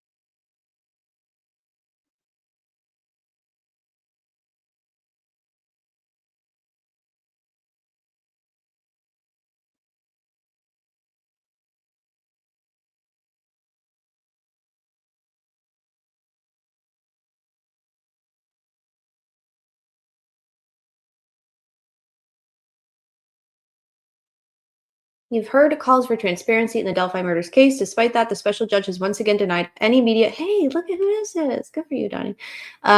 Denied any media broadcast rights for the May trial. In a court filing, she denied multiple media requests to broadcast the trial of suspect Richard Allen through any means of audio and or video.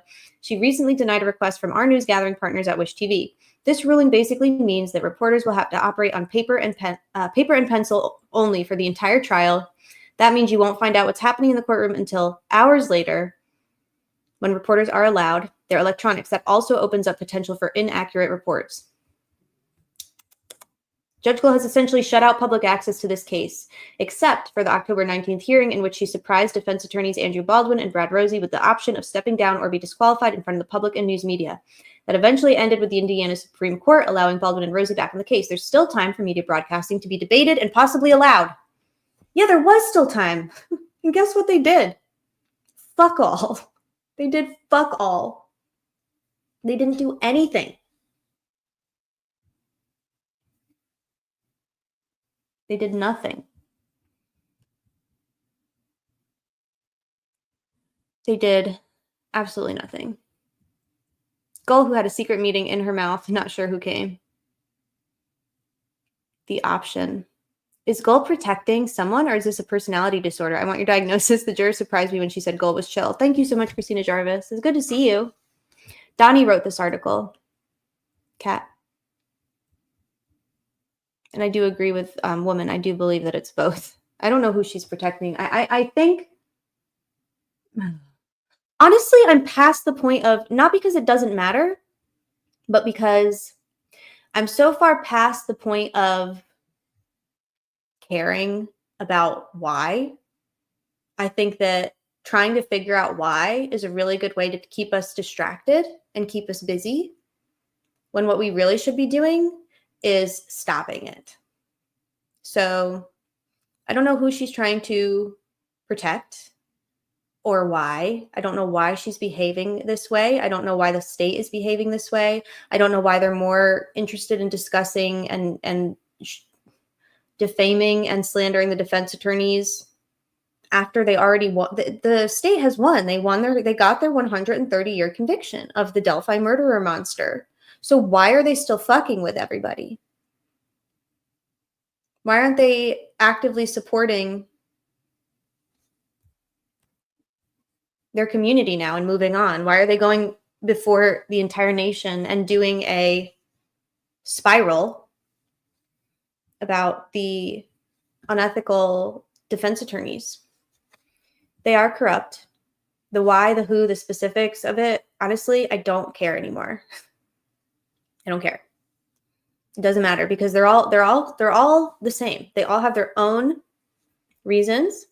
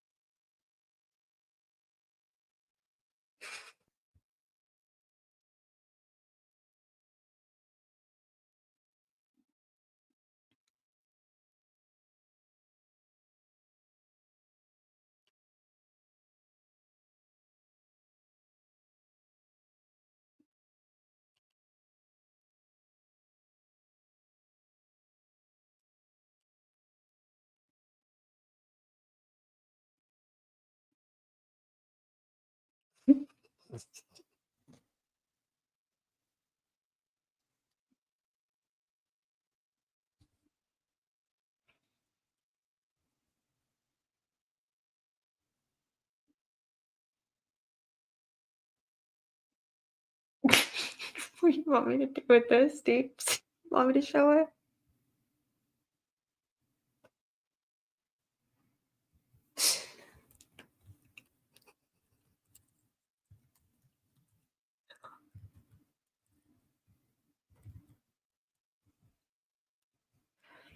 All right, y'all. Now on to something more important.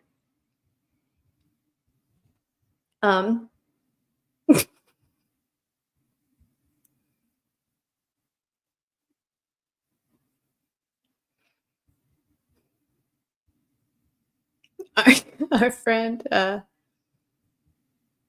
wife, Deebs, has created something really special. This is Nick's name maker, y'all. So the way it works is, oops, God, fuck.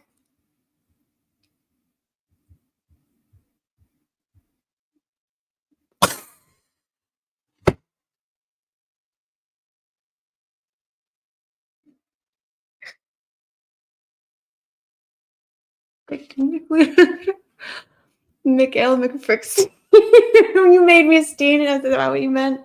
You did make me a Stein. It's all right. Okay. Can you all see that? Sorry.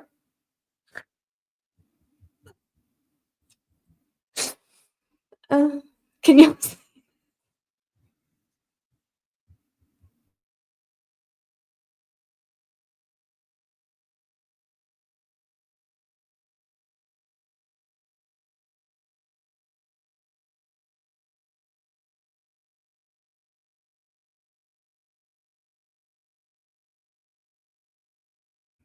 Okay, y'all. Everybody do their homework, do their name generator, generate their name. Let us know what it is. I am Limp Ale McFricksty. Hi, my nickname is Dixon.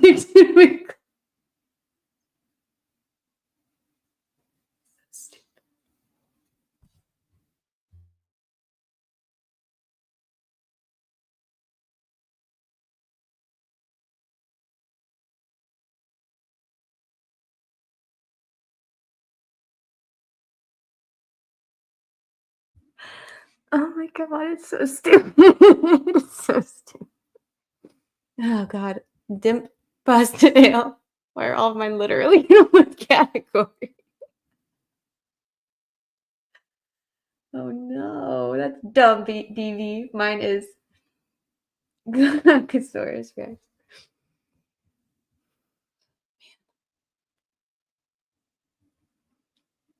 A lot of thought went into this, y'all. Make sure you do it. Dickle McDickburg. Dickle McDickburg.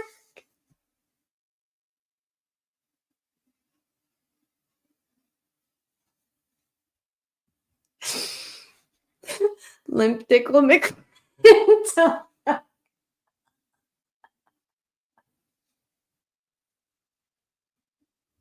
stupid. Limpolas McFrickle.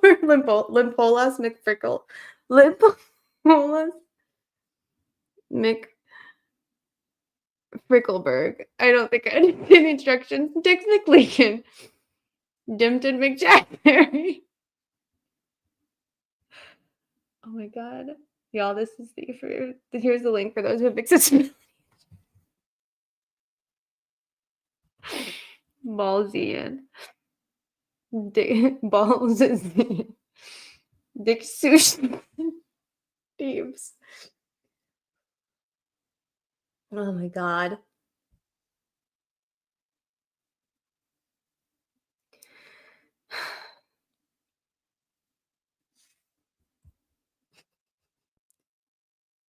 Oh, Thieves, no. I got booted. I got the boot.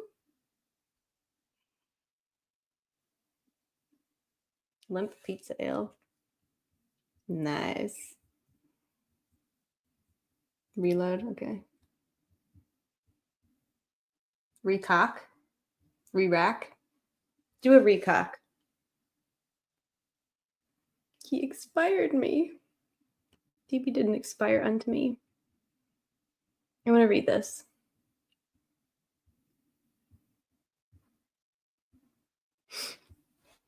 State of Indiana. On the relation of Richard Allen, relator, versus Carroll Circuit Court and the Honorable Francis Judge Gull. The Indiana Broadcasters Association, the Hoosier State Press Association, American Broadcasting Companies, EW Scripps Company, WRTV, Gannett Satellite Information Network, the Indianapolis Star, Nexstar Media, and Tegna, Inc., collectively the Media Coalition, by counsel, submit this brief of, is it Amici, like Avicii? Cure? This amicus brief in support of relator Richard Allen's verified petition for writ of mandamus and prohibition. People in an open society do not demand infallibility from their institutions, but it's difficult for them to accept what they are prohibited from observing. Amicus or amicus are both right. I love that. I love when both are right. Amici? Amici. Maybe I guess I could take Dickle McDickburg down. Help, Limp Sushi McDickle. Fuck. Help. Oh, God.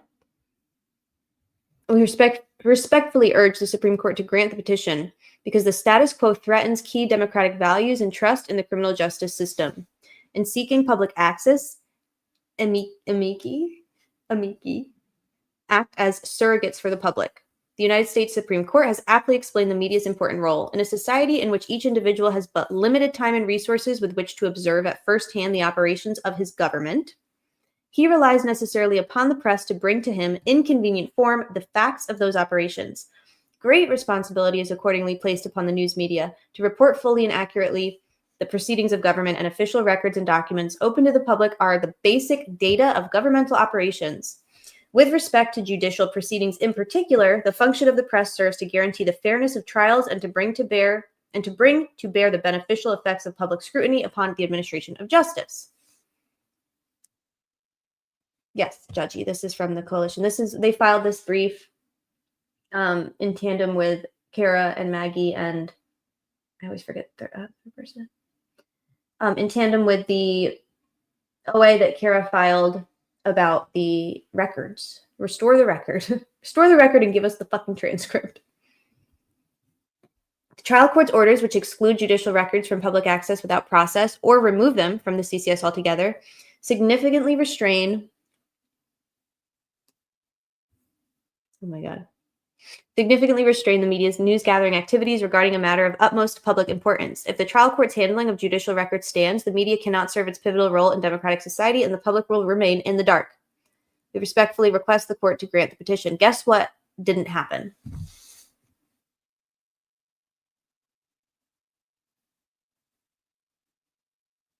Store the records.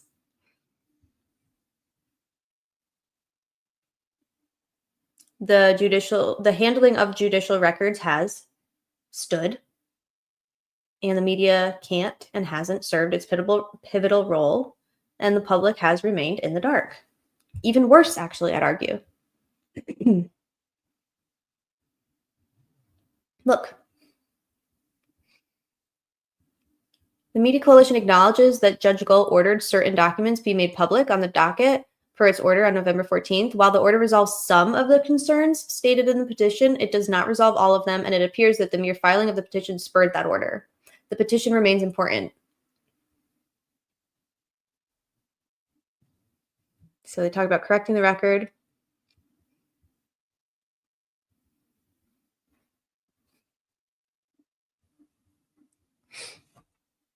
The trial court's violation of the ACR and trial rules significantly undermined the public's access, rights, and the media's news-gathering function.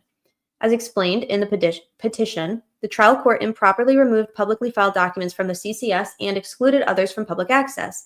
Amici expound upon the troubling implications for the public and the media. First, the trial court's removal of filings from the CCS is never allowed, and for good reason. The trial court lacks any authority to remove filings from the docket. This is true even if the trial court deems a filing improper. Even improper filings are public record, and the trial court's finding of impropriety does not strip the filing of its public importance. The Franks memo is a key example. Franks' filings attack probable cause affidavits by asserting that the preparing officer misled the court regarding the existence of probable cause. The criminal defendant's attack on the foundation of his arrest, even if somehow improper, is newsworthy and deserving of publication. Unilateral erasure of filings from the public record erases history. Guess what she has now done? Where are the public Franks exhibits? Where are the exhibits? Jody doesn't have them. Sharon doesn't have them. She says Judge Gull doesn't have them. Who fucking has them? Where the fuck are they? Where are they? Over 100 exhibits. Where are they?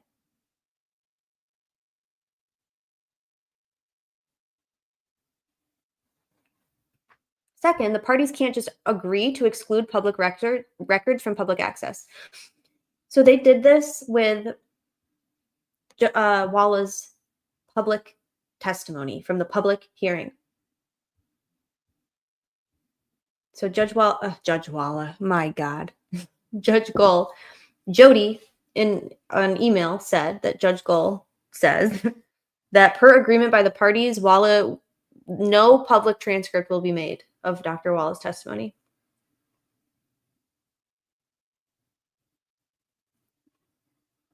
The parties can't just agree to exclude public records from public access. They can't. Instead, for a request to prohibit public access to records that others... The public hearing provides necessary sunshine. Its absence cloaks the judicial process in secrecy. The public hearing also ensures that the presumption of access has been overcome before a record is excluded. You're supposed to have a fucking public hearing before you do any kind of sealing of records that should be public. That is why Judge Diener, before he got the fuck out, scheduled a public hearing on the matter. The November 22nd hearing, the first time anybody saw Rick, that was literally scheduled. That was a public hearing to discuss whether or not the PCA would be unsealed. It was a public hearing. The public had a right and an opportunity to be heard.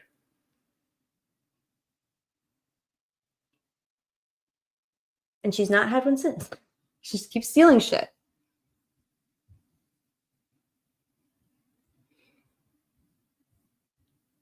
This process ensures that matters of public concern stay public unless extraordinary circumstances warrant otherwise, holding that the court improperly delegated its duty to determine whether records should be sealed to parties, explaining that the parties to a lawsuit are not the only people who have a legitimate interest in the record compiled in a legal proceeding.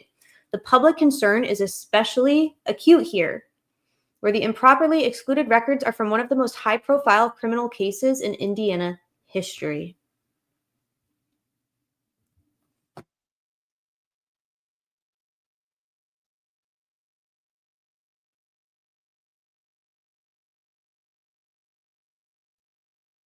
Third, the trial court's decision to upload public documents to a zip file online rather than making them publicly accessible on the CCS is a woefully inadequate substitution. As explained in the petition, the 118 documents in the zip file were filed over several months. Each document in the zip file is dated 6/27/2023, and the file names have no clear identifying information. Even if the files were labeled clearly and organized chronologically, however, that would still be insufficient. As an official record of the trial court, the CCS is where the public goes to get info about cases and to view court records, a central and consistent repository rather than a piecemeal approach, i.e. some records are located at X and others are located at Y, like some are in Carroll County and some are in Allen County. Fosters meaningful public access. Online access to courts is one way to improve accessibility.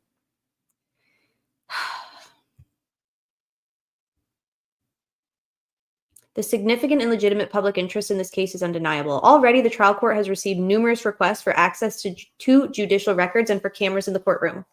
The public interest in this case is not going away anytime soon.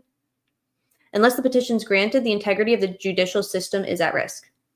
The secrecy of judicial action can only breed ignorance and distrust of courts and suspicion concerning the competence and impartiality of judges. So everybody who's out there saying that we are conspiracy theorists because we do not feel that we can trust the courts, we cannot trust that the courts or the judges are competent or impartial, that doesn't make us conspiracy theorists.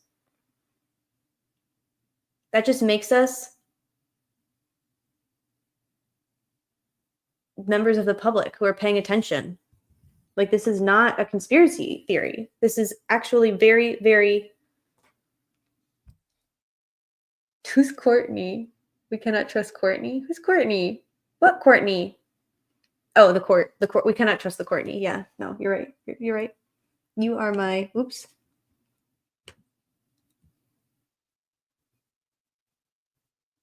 I can literally pull up several wrongful convictions that include the cops in this case. Yup. You are my crank anon shaman. Yes, I am. For sure. We cannot trust the Courtney.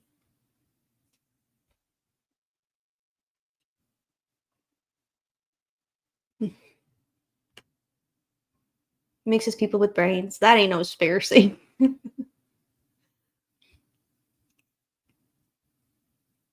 The history leading to the relator's leading to relator's arrest, coupled with the nature of the underlying alleged crimes, the murder of 2 children, underscores the need for transparency. The death of any child is a matter of the keenest public interest. The Delphi community and the broader public deserve access. Even if access to every judicial record is not ultimately granted, the ACR rules must be followed to protect the public's trust in the system and to ensure fair proceedings. Granting the petition would facilitate key news-gathering activities, ensure that access and process prevail, and promote the public confidence in our judicial system. Guess what they didn't do?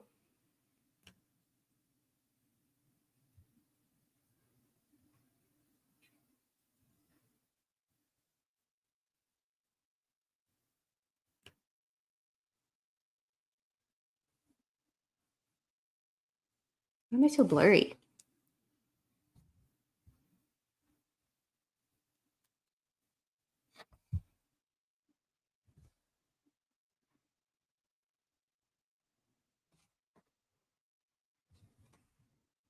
I don't know how to fix it.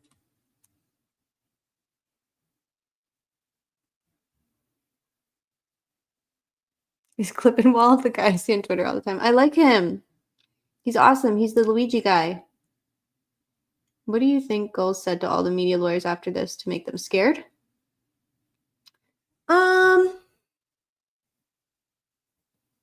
Did I sneeze on this or something?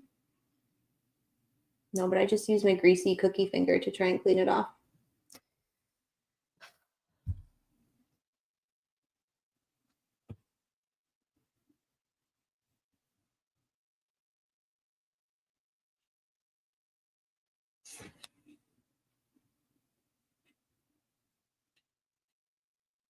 Judge Jessica, if you're not following Judge Jessica on Twitter, you need to right now. Somebody link it. She's wait, hold on, I gotta pull up. Wait, I took a screenshot, Judgy. I meant to share it and I forgot. Hold on. This is the best thing I've ever seen. Oh my god, I about fell out my chair. I think it's on my phone. I almost fell over. Why won't my face get less blurry? What do I gotta do? What's a bitch gotta do to get some clarity? Let's get some clarity over here. Come on. Just shaking shit. Get your push-up bras out, lady, and non-binaries without chest reductions. We need to catch ourselves at Klippenstein. Do a soft cloth? A soft cloth? What about a Kleenex with boogies on it? Can I do a boogie Kleenex? Nothing. We in crabbing. Do a soft cloth. Okay, back to Judgy's hilarious tweet. Hey, young black economist, what's up? Sure, why not? Apply micro. I don't have a microcloth. I literally have nothing but boogie tissues. Okay,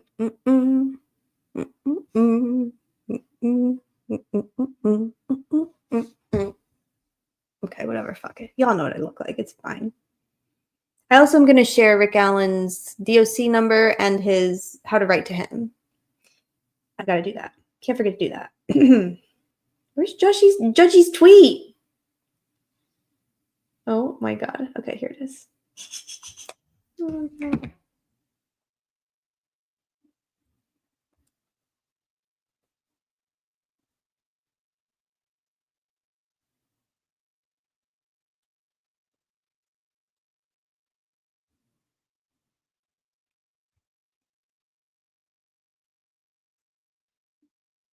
Thank you for gift sub chatters. We need an Allen and Sigma type lawyer to fight. Why the? Oh, look, there I am. Try your sweatshirt sleeve. Thank you. Banana Republic. Yeah, so here's my question. Where the fuck are the media how is this happening? How is this happening? I can't file anything. Y'all can't file anything. I don't have the means or the resource or the credentials or anything. Like why are we not more upset about this? I don't mean us, because everyone in here is plenty upset. It was different. Oh my god. Okay. Judge Jessica has been doing a great service to all of us. Really to justice, to transparency, to the Constitution, to America. But she tweeted something out earlier and I fell off my chair.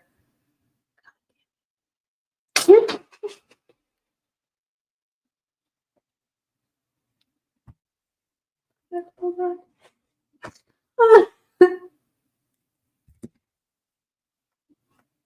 Should I just pull up her Twitter? I'm afraid I'm going to crash my thing. I'll just pull it up. Oh my god.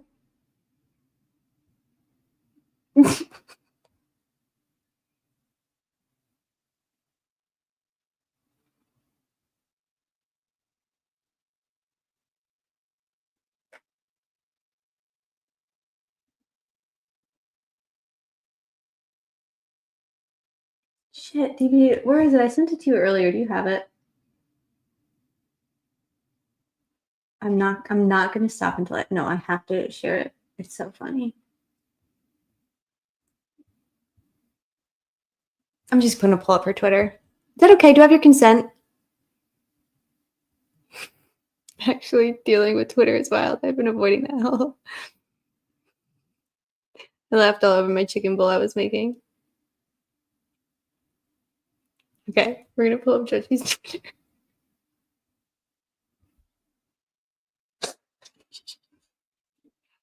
Oh my god.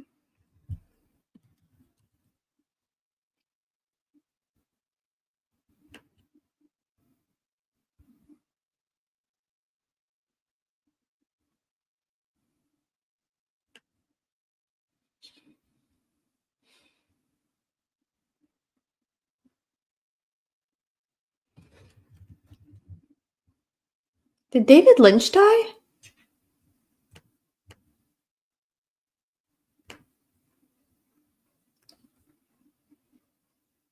Did David Lynch die?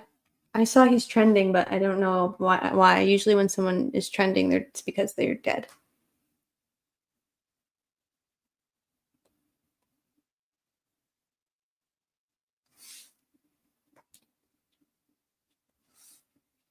He did? David Lynch died? No fucking way.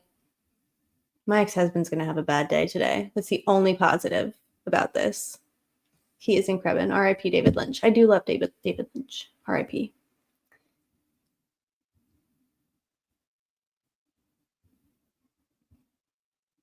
How did that happen? He was pretty young, I thought. Not like young people can't die, but whatever. Apparently, but to be honest, I have no idea who David Lynch is. That's okay. He's a weird guy. Oh my god, I found it. Judgy's tweet. I found it.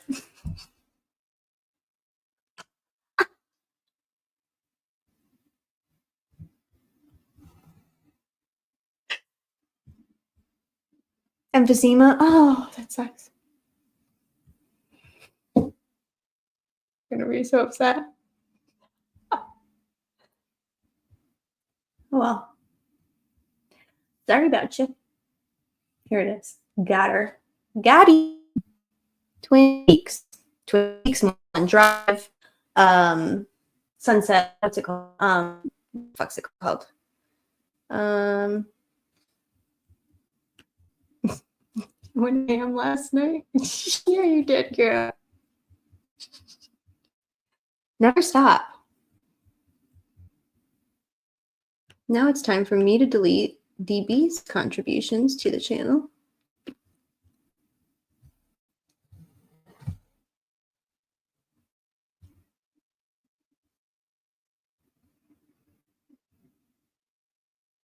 So basically, Judgy has been responding to, Judgy is responding to any and all tweets by any and all persons, period.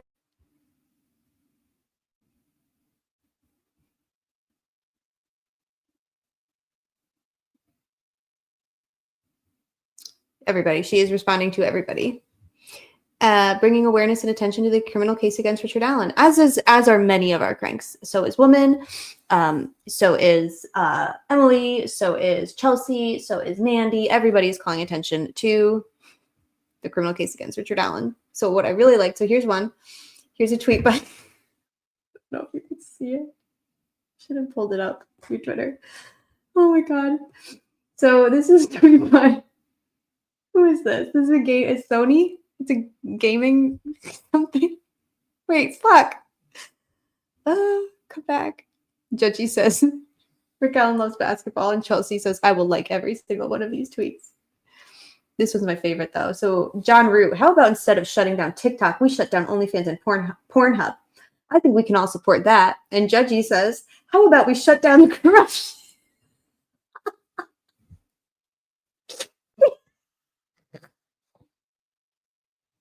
How about we shut down the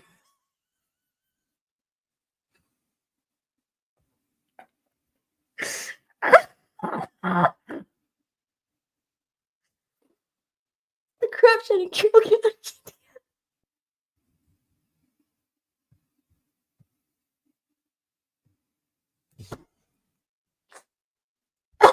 Oh my god.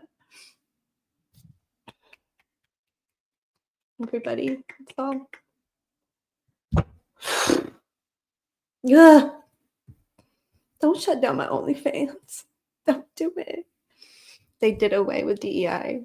Yeah, they're doing away with a lot of shit. They're also like, let's steal some Illinois counties. Let's go get some poor counties on the outskirts of Illinois and steal them. Let's do a kidnap. Let's kidnap Illinois. Indiana, sit down. Stop it. Haven't you done enough this year? In the past 12 months, haven't you done enough? God. I came here tonight with no solutions. I just want to talk about how outrageous Judge Gull is.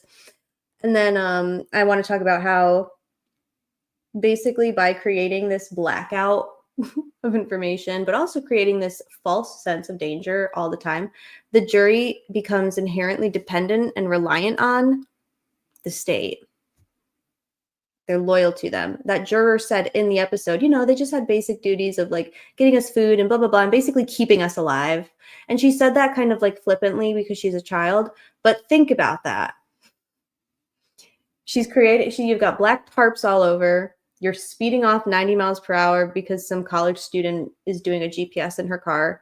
You're smashing and stealing. You're committing felony theft. You're stealing expensive equipment from credentialed members of the media because they had the audacity to hold their camera at their hip in the direction of the entrance to the courthouse that you've already cordoned off with black fencing that you can't see through. You're moving hotels because somebody's staying on the same floor as you.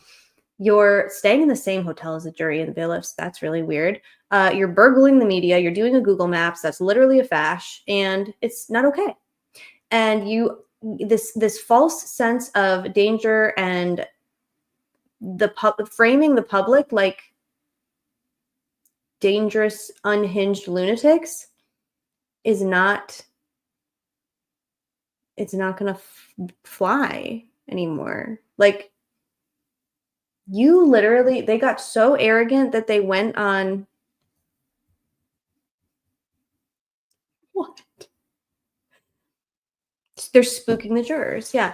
They're scaring the jurors. They're spooking the jurors. They're insulating the jurors from. They're literally, Fiend said something really like, he said that it was really kind of like, I forget the word he used, but like unsettling. The fact that, so in the Carroll Circuit Court room,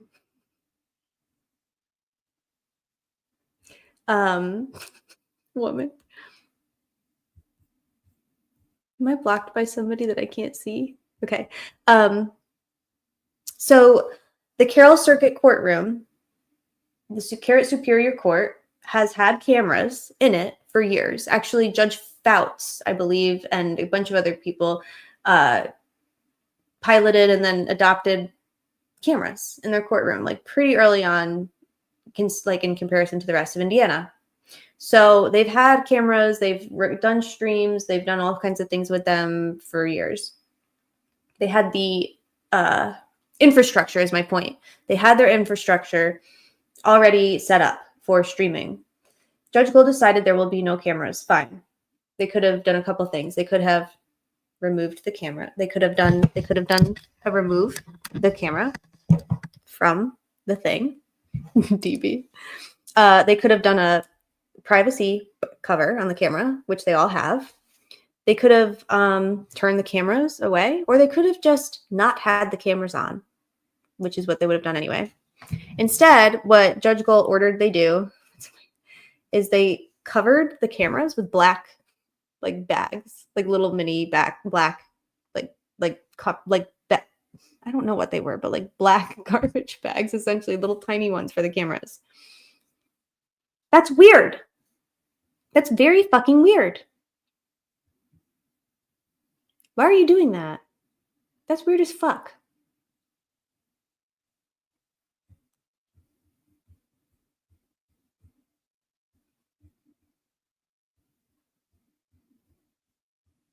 Am I new here? Wish I was new here.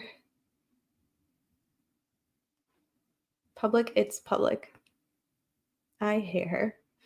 Tor is an app used to access Peeling Onion and go on the dark web and remain completely anonymous, and it's legal. Interesting. I thought they were trash bags, yeah. So they couldn't be hacked? Yeah, like they're going to hack into your Logitech camera? You don't even have the... What do you mean? What do you mean? It doesn't make any sense. Hi, Gina. Good to see you. I wondered if someone could hack into them, but they've been bagged them. I was smoking something raunchy. Does it have things I want? Quantum? Not the Logitech. Y'all are funny. Anyway, it's just a trend. It's just a trend. They write affidavits about how there's still killers out there. Where? That was their justification for stealing everything because there's still killers out there? Mm-mm. Gull is for sure. Gull is the biggest conspiracy theorist of all. And she thinks that she is the Queen of England. She thinks that she is the president. She thinks she's Taylor Swift. She thinks that she is the most important person that's ever walked the planet. It's truly remarkable. She believes that she is Jesus Christ. She's Mahatma Gandhi. How many other people does she think she is? I don't know. She thinks she's everybody who anybody would ever have any kind of interest or incentive in stalking, harming, murdering. Like, no one fucking gives a fuck about her. She's nobody. She's nobody. And I'm tired of people being afraid of her. I'm not fucking afraid of her. Send me some public shit. I'll leak it right fucking now. I'll tear it up live. Right fucking now. I don't know why the media is so fucking spineless. God, they're spineless. It's disgusting. It's embarrassing to me. It's literally embarrassing. I am embarrassed by them. Fucking Bob Siegel thinks that thinks that he fucking did something because he filed a motion when he's like, pretty please, Judge Gull. Guess what? That doesn't mean shit. You know when I'll actually respect you? If you file a motion and she denies it, and then you actually fucking do something about it. Don't just be like, I tried. Everyone's like, you guys tried. At least you tried. No! It's their job to try. Amazing. Literally menacing the defendant, staring him down. Like, staring him down. It's disgusting. It's disgusting.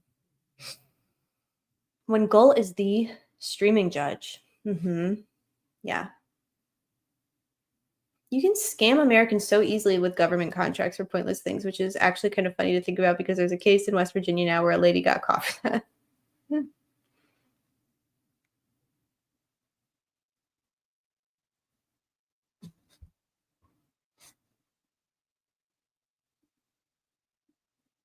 Hey, by the way, I want to talk to that college student that got terrorized on the highway for no fucking reason. I want to talk to her.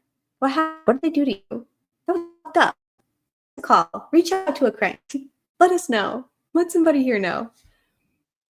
But she produced no actual product. If you produce a real product, you can do it. $1,500 for a $3 trash bag. Some jurors were staring contest. Come to Krebin, college student. Here's who we want. We want college student lady. We want Misty help. We also want, I bet Gull said if she talks, prison 130 years, like Judgy said. Hit us up in the DMs. We want Max Baker. We want the honorary daddy Kevin Murphy. We want all of you. Missy Oberg. DB, would you interview Missy Oberg? I would have. I asked Delphi PD for body cam. Yes. Fuck yeah. For Lamar or for no, not Lamar. That's already out. For this instance, Delphi Police Department. Was it the Delphi Police Department? Hell yeah. I asked. DB, you think that you would interview Missy Oberg? She'd have no chance. I love when he does this. Tell us why, DB. Why would she have no chance? Tell us slowly. In great detail. Use a lot of adjectives. Use a lot of verbs. God, David Vito's such a bitch. Look at a fucking bitch face Vito over here. God, I hate that motherfucker. There's 1,000 other police stations there too. Does Delphi have body cams? Unit 215. I do want a Missy Oberg versus DB discussion. Maxie Poo, marry me. We want Little Max. Oh. Look. Look, Lil Jur. Mm-mm. Mm-mm.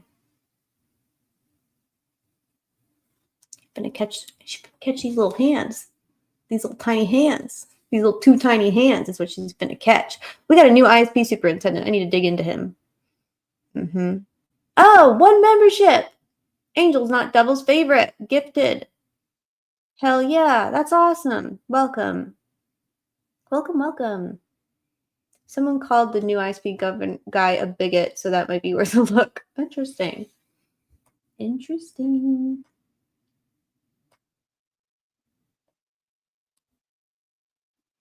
Oh my god, you subscribed.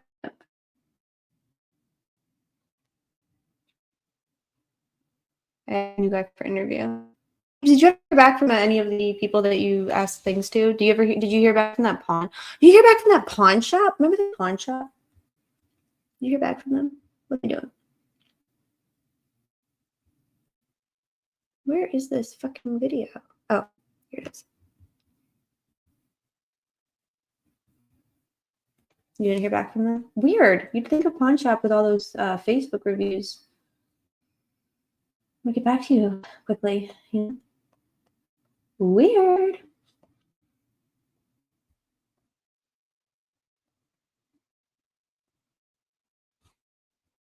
And shop.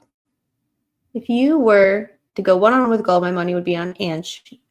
She's a big woman. She's a Tillahun, but that's okay. There's nothing wrong with that. I just feel like I would not stand a chance.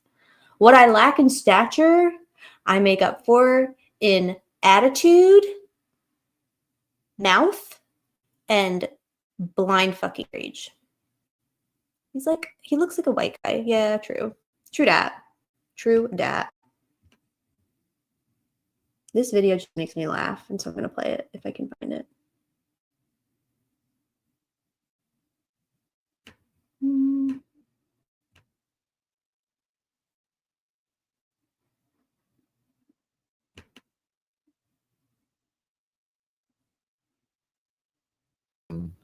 A courtroom sketch. He sent me, he's a real funny guy, and he sent me a real funny email. And oh, it didn't start at the where beginning. I looked kind of Asian on a courtroom sketch, and he sent me, he's a real funny guy. He sent me a real funny email. And oh, fuck.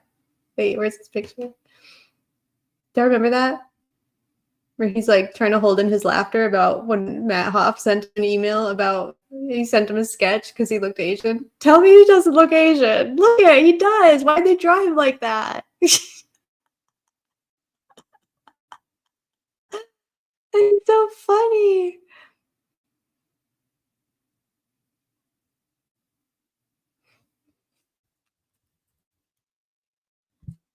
Matt did an Asian. Do you know what Todd Rakita was doing when Rick was languishing in prison? I don't know. I almost said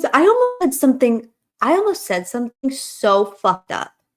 Like, so fucked up. What the fuck is wrong with me? And then you see it and you're like, oh my god, they did make him in. What happened with the one juror who didn't come back after lunch? Yeah, all they heard was family emergency. And they're like, well, it wasn't a juror, it was an alternate, so it didn't make a difference. I feel like alternates make a difference. David's is... They do, they both do.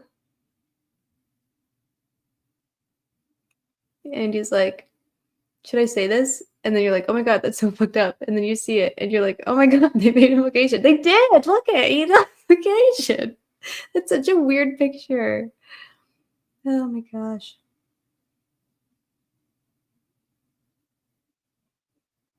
Anyway. With that, y'all.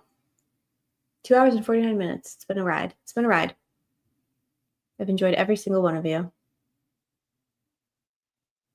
Maybe they transported the jury in Brad Piper's white van, and Rick is wearing overalls. Yeah. Well, but let's. Yeah. Well, he's wearing. That's. Oh, you know that's an electric shock vest. Is what he's wearing. That was back when they were putting him in the vest. Ridiculous. Cross-racial identification thieves. No.